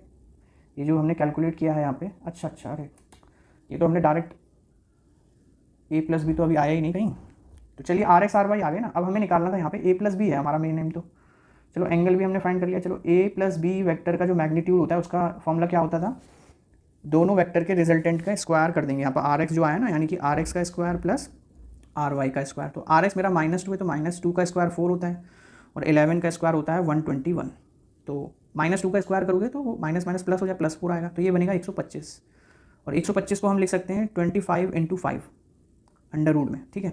तो 25 का 5 तो बाहर आ जाएगा, अंडर रूट में 5 बचेगा, तो यही हमारा आंसर है, रिजल्टेंट हमारा ये निकल के आएगा, ठीक है, a प्लस बी वैक्टर। समझ में आ गया। चलिए, अब हमें इसी तरह से a माइनस बी वैक्टर भी कैलकुलेट करना है। तो ये तो a प्लस बी के लिए था, ये फर्स्ट पार्ट था इस क्वेश्चन का जो हमने किया। अब हमें a माइनस बी निकालना है, तो ये इसमें भी दिक्कत होगी थोड़ी सी, तो देखते हैं कैसे करना है। ये हो गया सेकंड, यहाँ हमें कैलकुलेट करना है a vector minus B vector. तो इसके लिए हमें पहले ये डायग्राम को देखना पड़ेगा। डायग्राम हमारा यही रहेगा, बट थोड़ा सा हम चेंजेस करेंगे इसमें, क्योंकि इस बार a माइनस बी कर रहे हैं, ठीक है। तो देखो b वेक्टर को हमें चेंज करना पड़ेगा। जैसे सपोज करो अभी हमारा ये a वेक्टर था, a वेक्टर जिसका मैग्नीट्यूड भी गिवन था और एंगल भी कितना था भाई 37, और मैग्नीट्यूड था इसका 5, और ये पॉजिटिव एक्स एक्सिस के साथ 37 डिग्री बना रहा था। सिमिलरली हमें एक b वेक्टर भी गिवन था जो नेगेटिव एक्स एक्सिस के साथ 53 डिग्री का एंगल बना रहा था, और इसका हमें मैग्नीट्यूड भी गिवन था b वेक्टर का, कितना था इसका, तो इसका था 10, ठीक है। तो ये तो हमारी पॉजिटिव वाई एक्सिस है, ये पॉजिटिव एक्स एक्सिस है। अब हमें लेना है a माइनस बी, तो a माइनस बी लेना है तो हमें इस वेक्टर की डायरेक्शन को चेंज करना पड़ेगा। चेंज करोगे तो ये फिर इस डायरेक्शन में बनेगा, ठीक, इसके एकदम स्ट्रेट लेंगे और ये इसके अपोजिट डायरेक्शन में कहीं बनेगा इस तरीके से, ठीक है। तो ये अब मेरा कौन सा वेक्टर है, ये माइनस बी वेक्टर है, ठीक है। माइनस बी ये दिखा रहा है कि इसका जो है वैल्यू, या हम इस एक काम करते हैं, इधर ना माइनस लगा के इसकी मैग्नीट्यूड के आगे माइनस लगा देते हैं। जो माइनस हमें ये बता रहा होगा कि ये जो वैल्यू है ये निगेटिव वाई एक्सिस की तरफ है, नीचे है ना एक्स एक्सिस वाई एक्सिस की तरफ, तो निगेटिव वाई एक्सिस में है। तो सिमिलरली ये वाला एंगल भी अभी भी कितना होगा, अपोजिट एंगल है ये, तो ये भी 53 डिग्री होगा, ठीक है। तो अब ये हमारा माइनस बी वेक्टर हो गया। तो अब हम a प्लस बी इनका कैलकुलेट कर लेते हैं, ठीक है। तो चलिए अब इसको कैलकुलेट करते हैं। तो अगेन हमें कंपोनेंट में ब्रेक करना पड़ेगा। तो थीटा के अलॉन्ग जो कंपोनेंट बनेगा, सबसे पहले इस वाले को ही करते हैं रिजॉल्व। तो ये वाला जो वेक्टर बनेगा इस डायरेक्शन में, ये बनेगा आपका -10 cos 53 डिग्री, ठीक है, इस डायरेक्शन में। और इसके परपेंडिकुलर डायरेक्शन में यानी इधर साइड बनेगा आपका -10 sin 53 डिग्री, ठीक है। ये वेक्टर रिजॉल्व हो गया। सिमिलरली अब a वाले वेक्टर को करते हैं रिजॉल्व। तो ये वाला एंगल के अलॉन्ग जो वेक्टर बनेगा ये वाला, ये बनेगा हमारा 5 cos 37 डिग्री, ठीक है। और इसके परपेंडिकुलर डायरेक्शन में जो वेक्टर बनेगा ये बनेगा हमारा 5 sin 37 डिग्री। तो अब देखो वही सिचुएशन आ गई, अब ये दोनों वेक्टर अपोजिट आ गए एक दूसरे के, ठीक है। तो अगेन ये एक दूसरे को इनका जो रिजल्टेंट होगा वो a माइनस बी होगा, बड़े में से छोटा घटाएंगे, और ये दोनों सेम डायरेक्शन में है तो ये ऐड हो जाएंगे। तो अगेन हम वही कैलकुलेट करते हैं। हम पहले आर एक्स कैलकुलेट कर लेते हैं एक्स एक्सिस के अलॉन्ग। तो इस बार बन रहा है हमारा -10 cos 53 degree plus 5 cos 37 degree, ठीक है। तो एक काम करते हैं, माइनस साइन माइनस करेंगे तो वैल्यू में फिर चेंजेस आ जाएंगे। ये पॉजिटिव ही रखते हैं, वेक्टर को बी ले लेते हैं बस, माइनस बी वेक्टर, ये पॉजिटिव ही रहेगा हमारा, हाँ, वरना वैल्यूज़ ही बदल जाएगी। जबकि माइनस साइन केवल क्या बता रहा है, वो डायरेक्शन को बता रहा है, लेकिन अगर उसे आप वैल्यू में लिख के सॉल्व करोगे तो फिर आंसर आपका चेंज हो जाएगा। तो इसलिए हमने माइनस हटा दिया, बी वेक्टर के आगे लगा सकते हैं। तो बी वेक्टर जो है वो नेगेटिव एक्सिस में है, तो यहाँ से भी माइनस हटा देते हैं ये वाला।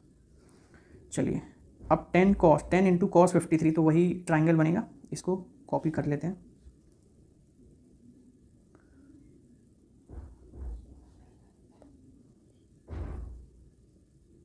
चलो, cos 53 है, तो cos 53 है तो ये हो जाएगा 3/5 प्लस 5 cos 37 है तो ये हो जाएगा 4/5।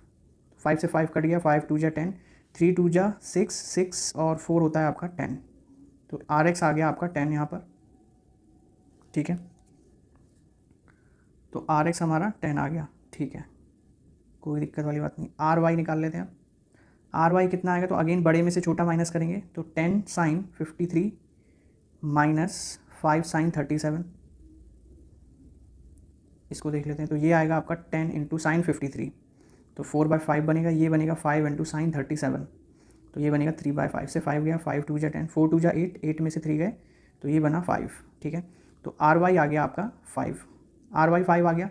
तो अब हम रिजल्टेंट भी कैलकुलेट कर लेते हैं। तो रिजल्टेंट का फॉर्मूला क्या बनेगा, ए माइनस बी का, A vector minus B vector, तो वही बनेगा अंडर रूट में R X square plus R Y square, ठीक है। तो आर वाई जो हमारा आया है वो इस डायरेक्शन में नेगेटिव एक्सेस की तरफ आया है ना, तो ये माइनस में आया होगा, ठीक है। माइनस साइन बस क्या बता रहा है कि ये नेगेटिव वाई एक्सेस की तरफ आया, यानी रिजल्टेंट जो आया होगा वो इस डायरेक्शन में आया होगा, आर वाई, ठीक है। तो ये हो गया हमारा, ठीक है। चलिए, तो अब आर एक्स और आर वाई को जब कैलकुलेट करेंगे हम, तो 5 का स्क्वायर हो जाएगा 25 और 10 का स्क्वायर हो जाएगा 100, तो अंडर रूट है तो वही 125 बनेगा ये, और 125 का अगर आप 25 इंटू 5 करोगे तो ये भी कितना आएगा, 5√5 आ जाएगा। यानी कि मैग्नीट्यूड तो बराबर ही है दोनों का, अगर आप ए प्लस भी कर रहे हो चाहे ए माइनस भी कर रहे हो, मैग्नीट्यूड में कोई अंतर नहीं आ रहा है, लेकिन डायरेक्शन चेंज होगी, और वो डायरेक्शन कितनी होगी तो वो हम tan अल्फ़ा से फाइंड आउट कर लेते हैं। tan अल्फ़ा बराबर हो जाएगा आपका R Y upon R X. तो आर वाई कितना है आपका, आर वाई आया है -5, -5/10, तो जब अल्फ़ा निकालोगे आप तो ये हो जाएगा tan इनवर्स, माइनस प्लस हो जाता है 10 में, तो 5/10, यानी कि अल्फ़ा आ गया आपका tan इनवर्स 1/2, तो ये आपका अल्फ़ा एंगल होगा। अब क्योंकि आर वाई माइनस है आपका, ठीक है, इस डायरेक्शन में है आर वाई, और ये इसका जो आर एक्स है वो इस डायरेक्शन में है, तो जो रिजल्टेंट होगा वो इसी डायरेक्शन में कहीं होगा, ठीक है। तो ब्लैक कलर से मैं रिजल्टेंट बना रहा हूँ, तो वो रिजल्टेंट कहीं यहाँ कहीं आएगा, माइनस करने पे जो भी आएगा वो रिजल्टेंट ये होगा आपका आर वेक्टर, ठीक है, जिसका मैग्नीट्यूड आया है 5√5। तो ये था ए प्लस बी और ए माइनस बी को आपको कैसे कैलकुलेट करना है, ठीक है। चलिए चलते हैं नेक्स्ट क्वेश्चन की तरफ। तो और तो कुछ नहीं पूछा था ना इस क्वेश्चन में, एक बार चेक कर लेते हैं। मैग्नीट्यूड, हाँ, बस यही ए प्लस बी और ए माइनस बी ही कैलकुलेट करने थे, और उनकी डायरेक्शन भी बता दी हमने। तो यहाँ पर भी एक लाइन लिख सकते हो लास्ट में कि रिजल्टेंट जो होगा वो 4th क्वाड्रेंट में होगा, या फिर पॉजिटिव एक्स एक्सिस के बिलो होगा, ऐसे भी लिख सकते हो, ठीक है। चलिए इस क्वेश्चन को करते हैं। देखिए इसमें क्या करना है,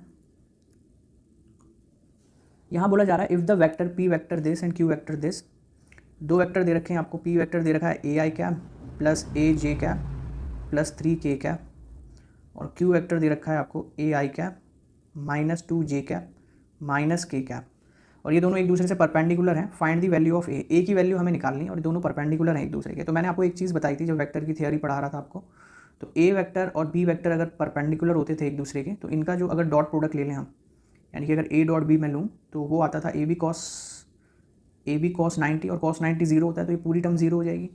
यानी कि मैं कह सकता हूँ कि अगर दो वेक्टर एक दूसरे के परपेंडिकुलर हैं तो उनका जो डॉट प्रोडक्ट होता है वो जीरो होता है, ठीक है। तो इस प्रॉपर्टी का यूज़ करके हम इसकी ए की वैल्यू फाइंड आउट कर सकते हैं। तो चलिए पी की जगह पी की वैल्यू फाइंड आउट करते हैं, पुट करते हैं ये इस तरीके से, और क्यू की जगह क्यू की वैल्यू ए आई कैप -2 जे कैप माइनस के कैप इज इक्वल टू 0। अब जब भी डॉट प्रोडक्ट लेते हैं दो वेक्टर का, तो केवल आई से आई की, जे से जे की, और के से के की मल्टीप्लाई कर दो, खत्म, ठीक है। तो जब आई की आई से करोगे तो आएगा आई डॉट आई जो कि 1 होता है, और ए स्क्वायर साथ में माइनस, तो ये हो जाएगा आपका 2a, और ये हो जाएगा आपका -3 इज इक्वल टू 0। अब ये क्वाड्रेटिक इक्वेशन बन गई। तो क्वाड्रेटिक इक्वेशन को सॉल्व करने के लिए आप सिंपली क्या कर दो,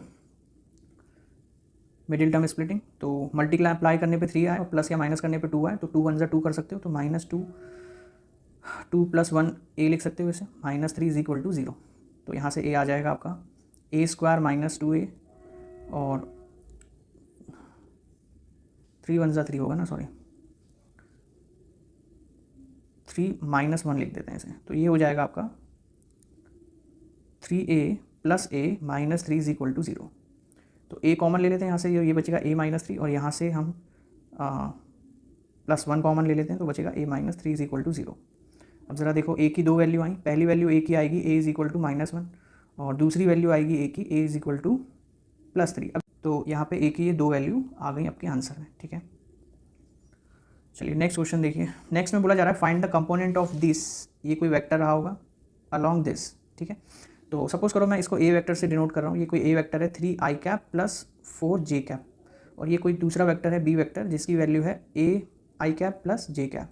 अब वो कह रहा है कि find the component of this vector, तो ये ए वेक्टर रहा होगा कोई, इसको मैं ऐसे करके शो कर रहा हूँ सपोज करो, और ये कोई बी वेक्टर है, ठीक है, आई प्लस जे क्या, ये बी वेक्टर है हमारा। वो कह रहा है कि इस वेक्टर का यानी ए वेक्टर का बी वेक्टर के अलोंग कंपोनेंट फाइंड आउट करो।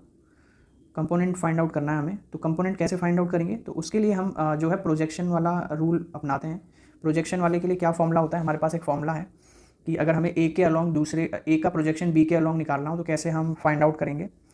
तो परपेंडिकुलर ड्रॉ करते हैं और यहाँ पर ये राइट एंगल ट्राइंगल बनता है, तो इसके ज़रिए हम निकाल लेते हैं। तो यहाँ से एक फॉर्मूला निकल के आता है, जैसे आप जानते हो अगर मैं ए डॉट बी वेक्टर लूँ तो प्रोजेक्शन का जो फॉर्मूला होता था मैंने डिराइव भी किया है ऊपर थियोरी में, आप देख लेना। तो ए वेक्टर सॉरी ऐसे लिख देते हैं, प्रोजेक्शन लिख लो या कंपोनेंट लिख लो, कंपोनेंट कह रहा है ना, तो कंपोनेंट इज इक्वल टू जो आएगा वो आता है A dot A vector dot B vector, और जिसके अलोंग हम ले रहे हैं प्रोजेक्शन उसके उस वेक्टर का मैग्नीट्यूड, ठीक है। तो ये आंसर आएगा हमारा, ये फॉर्मूला है मतलब डायरेक्टली कंपोनेंट निकालने का दूसरे वेक्टर के अलोंग। तो ए डॉट बी करेंगे यानी कि 3i cap plus 4j cap dot I cap plus J cap divide by B vector का मैग्नीट्यूड यानी कि अंडर रूट में आई के साथ कौन है 1, तो 1 का स्क्वायर प्लस जे के साथ भी 1 है तो 1 का स्क्वायर, ठीक है। ऐसे ही लेते थे मैग्नीट्यूड किसी भी वेक्टर का, आई जे के कैप के साथ जो भी है उनका स्क्वायर कर देते हैं अंडर रूट में। ऊपर डॉट प्रोडक्ट जो आएगी तो आई से आई की मल्टीप्लाई करोगे तो आएगा 3, और 4 की 1 से करोगे तो आएगा 4, तो ये आ जाएगा आपका 1 + 1 2 √2, तो 4 और 3 7, 7/√2 इज़ योर आंसर, ठीक है।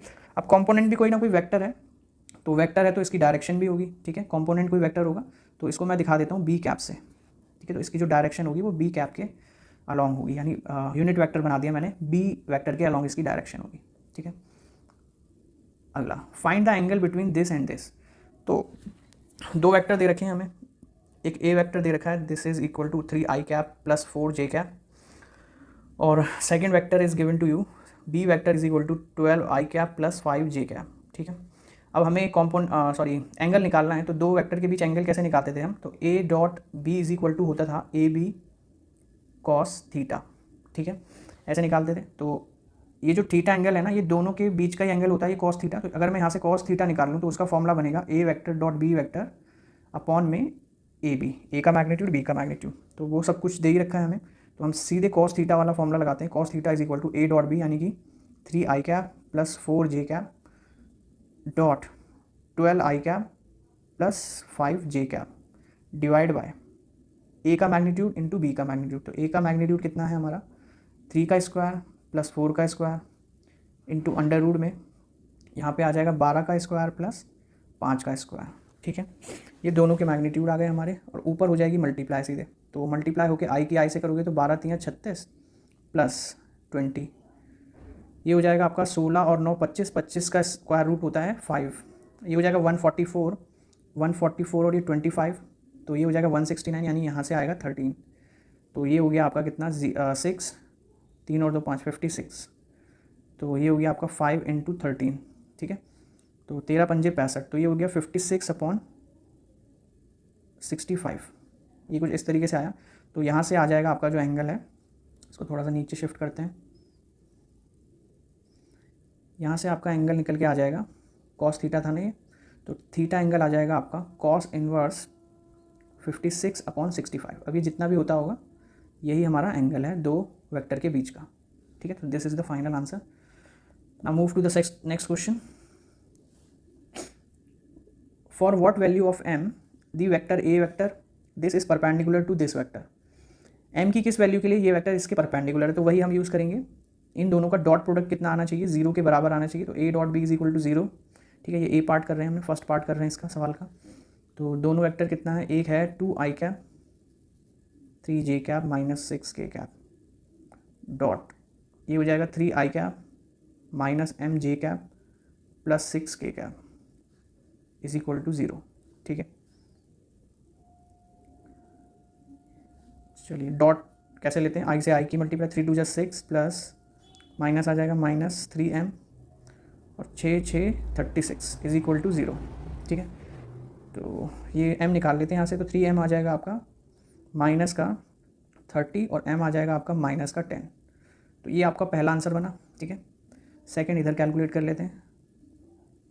Find the component of vector A vector ये दे रखा है हमें, और along the direction of this, A vector को इसके अलॉन्ग हमें वही चीज़ हो गई, ये सपोज करो ये बी वेक्टर है हमारा, तो ए वेक्टर का कंपोनेंट इसके अलॉन्ग हमें फाइंड आउट करना है, ठीक है। तो फाइंड आउट करने के लिए हम क्या करेंगे, वही सेम फॉर्मूला लगाएंगे कंपोनेंट का। तो कंपोनेंट इज इक्वल टू हो जाएगा a vector dot B vector divide by ये बी वेक्टर का मैग्नीट्यूड। तो बी वेक्टर का मैग्नीट्यूड कितना है, आई और जे के साथ 1 है, तो 1 का स्क्वायर प्लस 1 का स्क्वायर। तो कंपोनेंट निकल के आएगा आपका 2 + 3 अपॉन √2, तो 3 और 2 5, 5 bye √2।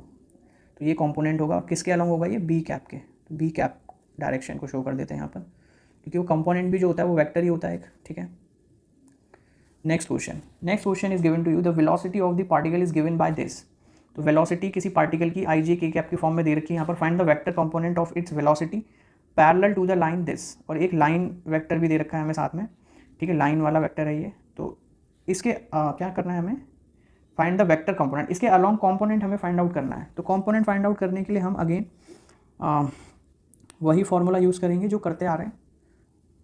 Component is equal to हो जाएगा आपका, तो पहले तो फॉर्मूला ही लिख देता हूँ, ये हो जाएगा V vector dot L vector upon जिसके अलॉन्ग ले रहे हैं तो उस वेक्टर का मैग्नीट्यूड ले लेंगे सीधे सीधे, और जो डायरेक्शन आएगी वो एल कैप के अलॉन्ग आएगी, ठीक है। तो ले लेते हैं, देखो वी वेक्टर है हमारा 3i cap plus 2j cap plus 3k cap upon L vector. L vector कितना है आपका, आई कैप, सॉरी एल वेक्टर का मैग्नीट्यूड है ना, सॉरी डॉट भी तो रह गया इधर यार, डॉट लेंगे। तो डॉट के लिए एल वेक्टर है आपका आई कैप माइनस जे कैप प्लस के कैप, ठीक है, ये हो गया आपका। और नीचे आ जाएगा मैग्नीट्यूड इस वेक्टर का। तो magnitude is like L vector है ना, तो एल वेक्टर का मैग्नीट्यूड करोगे तो ये आएगा 1 का स्क्वायर, ठीक है, प्लस -1 का स्क्वायर प्लस 1 का स्क्वायर, तीनों के आगे 1 1 ही है। तो नीचे तो √3 आ जाएगा, ऊपर हम मल्टीप्लाई कर देते हैं, 3 1 3 -2 और प्लस 3 अपॉन √3। तो ये हो जाएगा 3 और 3 6 में से 2 गए तो बचे आपके 4, 4 बाय √3 अलॉन्ग एल कैप, ठीक है। तो एल कैप इसकी डायरेक्शन में आएगा, तो ये हमारा फाइनल आंसर हो गया। एल कैप की ही डायरेक्शन होगी इसकी कंपोनेंट की, तो ठीक है, इस लाइन के पैरेलल आ गया ये कंपोनेंट। अगला question, A vector is eastwards and B vector is downward, find the direction of A cross B, ठीक है। ए वेक्टर जो है ना वो ईस्ट में है, तो अब आप जानते हो ईस्ट इधर होता है, वेस्ट इधर होता है, नॉर्थ ऊपर होता है और साउथ नीचे होता है, और जो बी है वो डाउनवर्ड्स है, ठीक है। तो ये कुछ इस तरीके से है, बी वेक्टर इज डाउनवर्ड्स। तो सिचुएशन कुछ ऐसी है कि ए वेक्टर तो इस डायरेक्शन में है, ईस्ट वर्ड का मतलब हो गया इस डायरेक्शन में आपका ए वेक्टर है, और जो बी वेक्टर है वो डाउनवर्ड है, नीचे की तरफ है, ठीक है, नीचे मतलब इनटू द पेपर है। तो आपको जो है वो ए क्रॉस बी लेना है। तो ये सिचुएशन कुछ इस तरीके की है, तो मार्कर की हेल्प से हम करते हैं। तो इधर मेरे ईस्ट है, ठीक है, इधर मेरे ईस्ट है, तो ये रहा ईस्ट की तरफ ए वेक्टर, और डाउनवर्ड ये नीचे की तरफ हो गया बी वेक्टर। तो अब हमें लेना है ए क्रॉस बी। तो मैंने किस तरीके से बताया था डायरेक्शन लेनी है आपको, तो ये वाला प्लेन तो ये वाला हो गया। अब इस प्लेन के परपेंडिकुलर आपको अपने हाथ को एडजस्ट करना है। तो अब किस वेक्टर की तरफ करना है, तो जो पहला वेक्टर है, तो ए क्रॉस बी ले रहे हैं ना, तो ए के अलॉन्ग हमें परपेंडिकुलर लगाना है हाथ को। अब ऐसे भी लगा सकते हो, कहोगे सर ऐसे भी लगा सकते हैं हम हाथ को, लेकिन ऐसे लगाओगे तो ये प्लेन के पैरेलल हो गया, हमें परपेंडिकुलर रखना है, ठीक है। और फिर जिसके साथ हम वो ले रहे हैं क्रॉस, जिसके साथ हम क्रॉस ले रहे हैं, तो उसकी डायरेक्शन में परपेंडिकुलर रख के उसकी डायरेक्शन में उंगलियों को फोल्ड करना है राइट हैंड की, ठीक है। तो राइट हैंड थंब रूल से तो डायरेक्शन किधर की साइड आई, नॉर्थ की तरफ आ रही है, तो जो डायरेक्शन होगी वो किधर होगी, नॉर्थ की तरफ होगी, यानी इस डायरेक्शन में हमारा एन कैप होगा यहाँ पे, ठीक है। तो यहाँ पर आप लिख सकते हो direction of A cross B equals to north, ठीक है, नॉर्थ वर्ड्स, थोड़ा अच्छी इंग्लिश में लिख देते हैं। चलिए अगला क्वेश्चन देखिए, if A dot B equals to A cross B find the angle between A vector and B vector, ठीक है।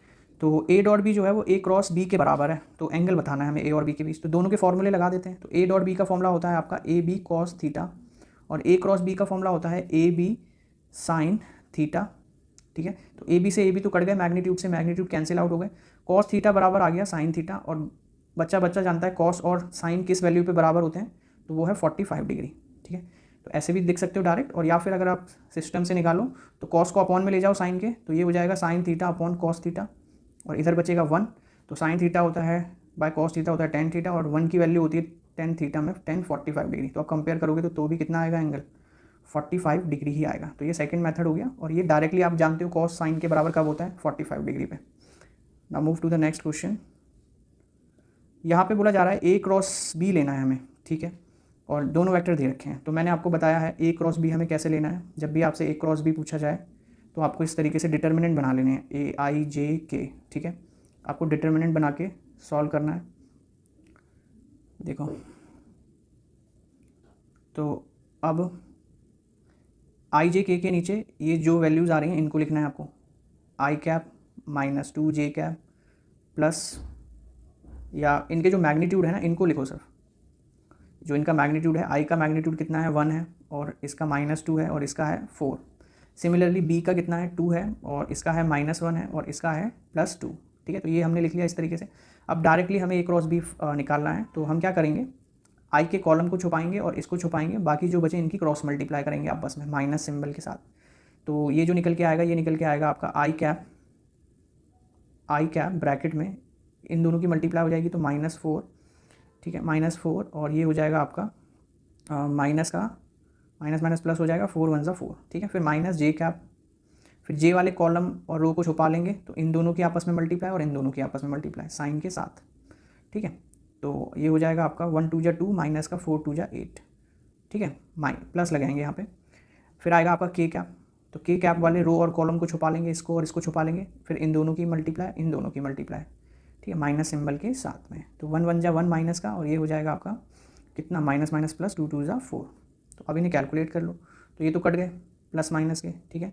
तो ये 0 बचा, तो आई कैप तो 0 ही हो गया यहाँ पे, ठीक है, 0 आई कैप, माइनस जे बचा यहाँ पे, तो ये हो गया आपका 8 में से 2 गए तो बचा -4, और माइनस से ये 4 प्लस हो गया, तो ये 4 जे कैप बचा, और 4 में से 1 गए तो +3, तो ये बचा 3 के कैप। तो ये हमारा रिजल्टेंट आंसर आएगा जब आप ए क्रॉस बी लोगे तो, ठीक है। चलिए अंतिम क्वेश्चन की तरफ आ चुके हैं हम, और ये लास्ट क्वेश्चन है आई थिंक, हाँ इसके बाद कुछ नहीं है। तो इसमें पूछा जा रहा है कि ए वेक्टर है वो नॉर्थ ईस्ट है and B vector is downward. तो पहले तो डायरेक्शन ही बना लेते हैं। तो ये कुछ इस तरीके से है, east west and this is north and this is south, ठीक है। तो कोई वेक्टर है ए वेक्टर वो नॉर्थ ईस्ट की तरफ है, यानी वो इस साइड है, ये ए वेक्टर है हमारा, और जो बी वेक्टर है वो डाउनवर्ड है। डाउनवर्ड का मतलब इनटू द पेपर जा रहा है वो, ठीक है। तो इसको भी देखो, इसी से समझते हैं हम किस तरीके से फाइंड आउट करेंगे। तो ए वेक्टर तो इस डायरेक्शन में है, तो मेरे लिए ईस्ट इधर है, वेस्ट इधर है, सामने नॉर्थ है, पीछे साउथ है। तो ए वेक्टर इस डायरेक्शन में है और बी वेक्टर इधर है डाउनवर्ड, ठीक है।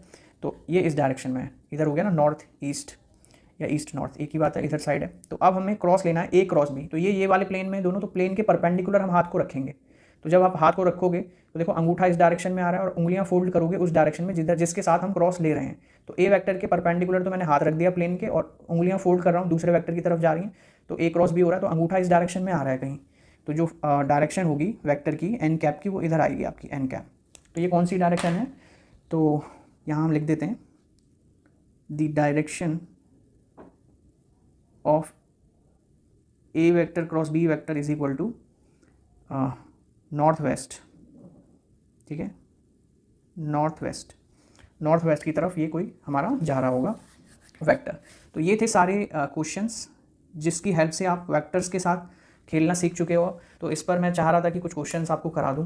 तो आई होप आपको अब ये पूरा वेक्टर का खेल समझ में आ रहा होगा कि किस तरीके से हमें वेक्टर सॉल्व करना है। तो इन क्वेश्चंस को आप एक बार खुद से बिना देखे ट्राई करना, क्योंकि जब आप खुद बिना देखे सारे क्वेश्चन लगाने लग जाओगे तब आप अपने आप को मानना सही मायने में कि हाँ अब मुझे वेक्टर अच्छे से आ गए, तो अब फिजिक्स के सवाल हम सॉल्व कर सकते हैं। वरना फिजिक्स में आपको दिक्कत आएगी अगर आप वेक्टर को रिजॉल्व करना नहीं सीखोगे तो फिर फिजिक्स में बहुत ज़्यादा दिक्कत आएगी। तो पहले थियोरी को अच्छे से पढ़ लो। 5 वीडियोज़ में मैंने 1-1 घंटे की हैं लगभग, तो 5 वीडियोज़ में मैंने वेक्टर की पूरी थ्योरीज A to Z लिख के आपके सामने एक्सप्लेन कर रखी है।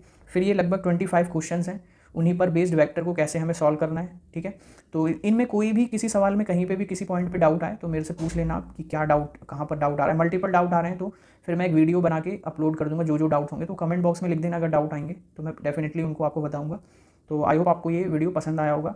अपने दोस्तों के साथ शेयर भी कर लेना और इसको लाइक भी कर लेना, सब्सक्राइब भी कर लेना।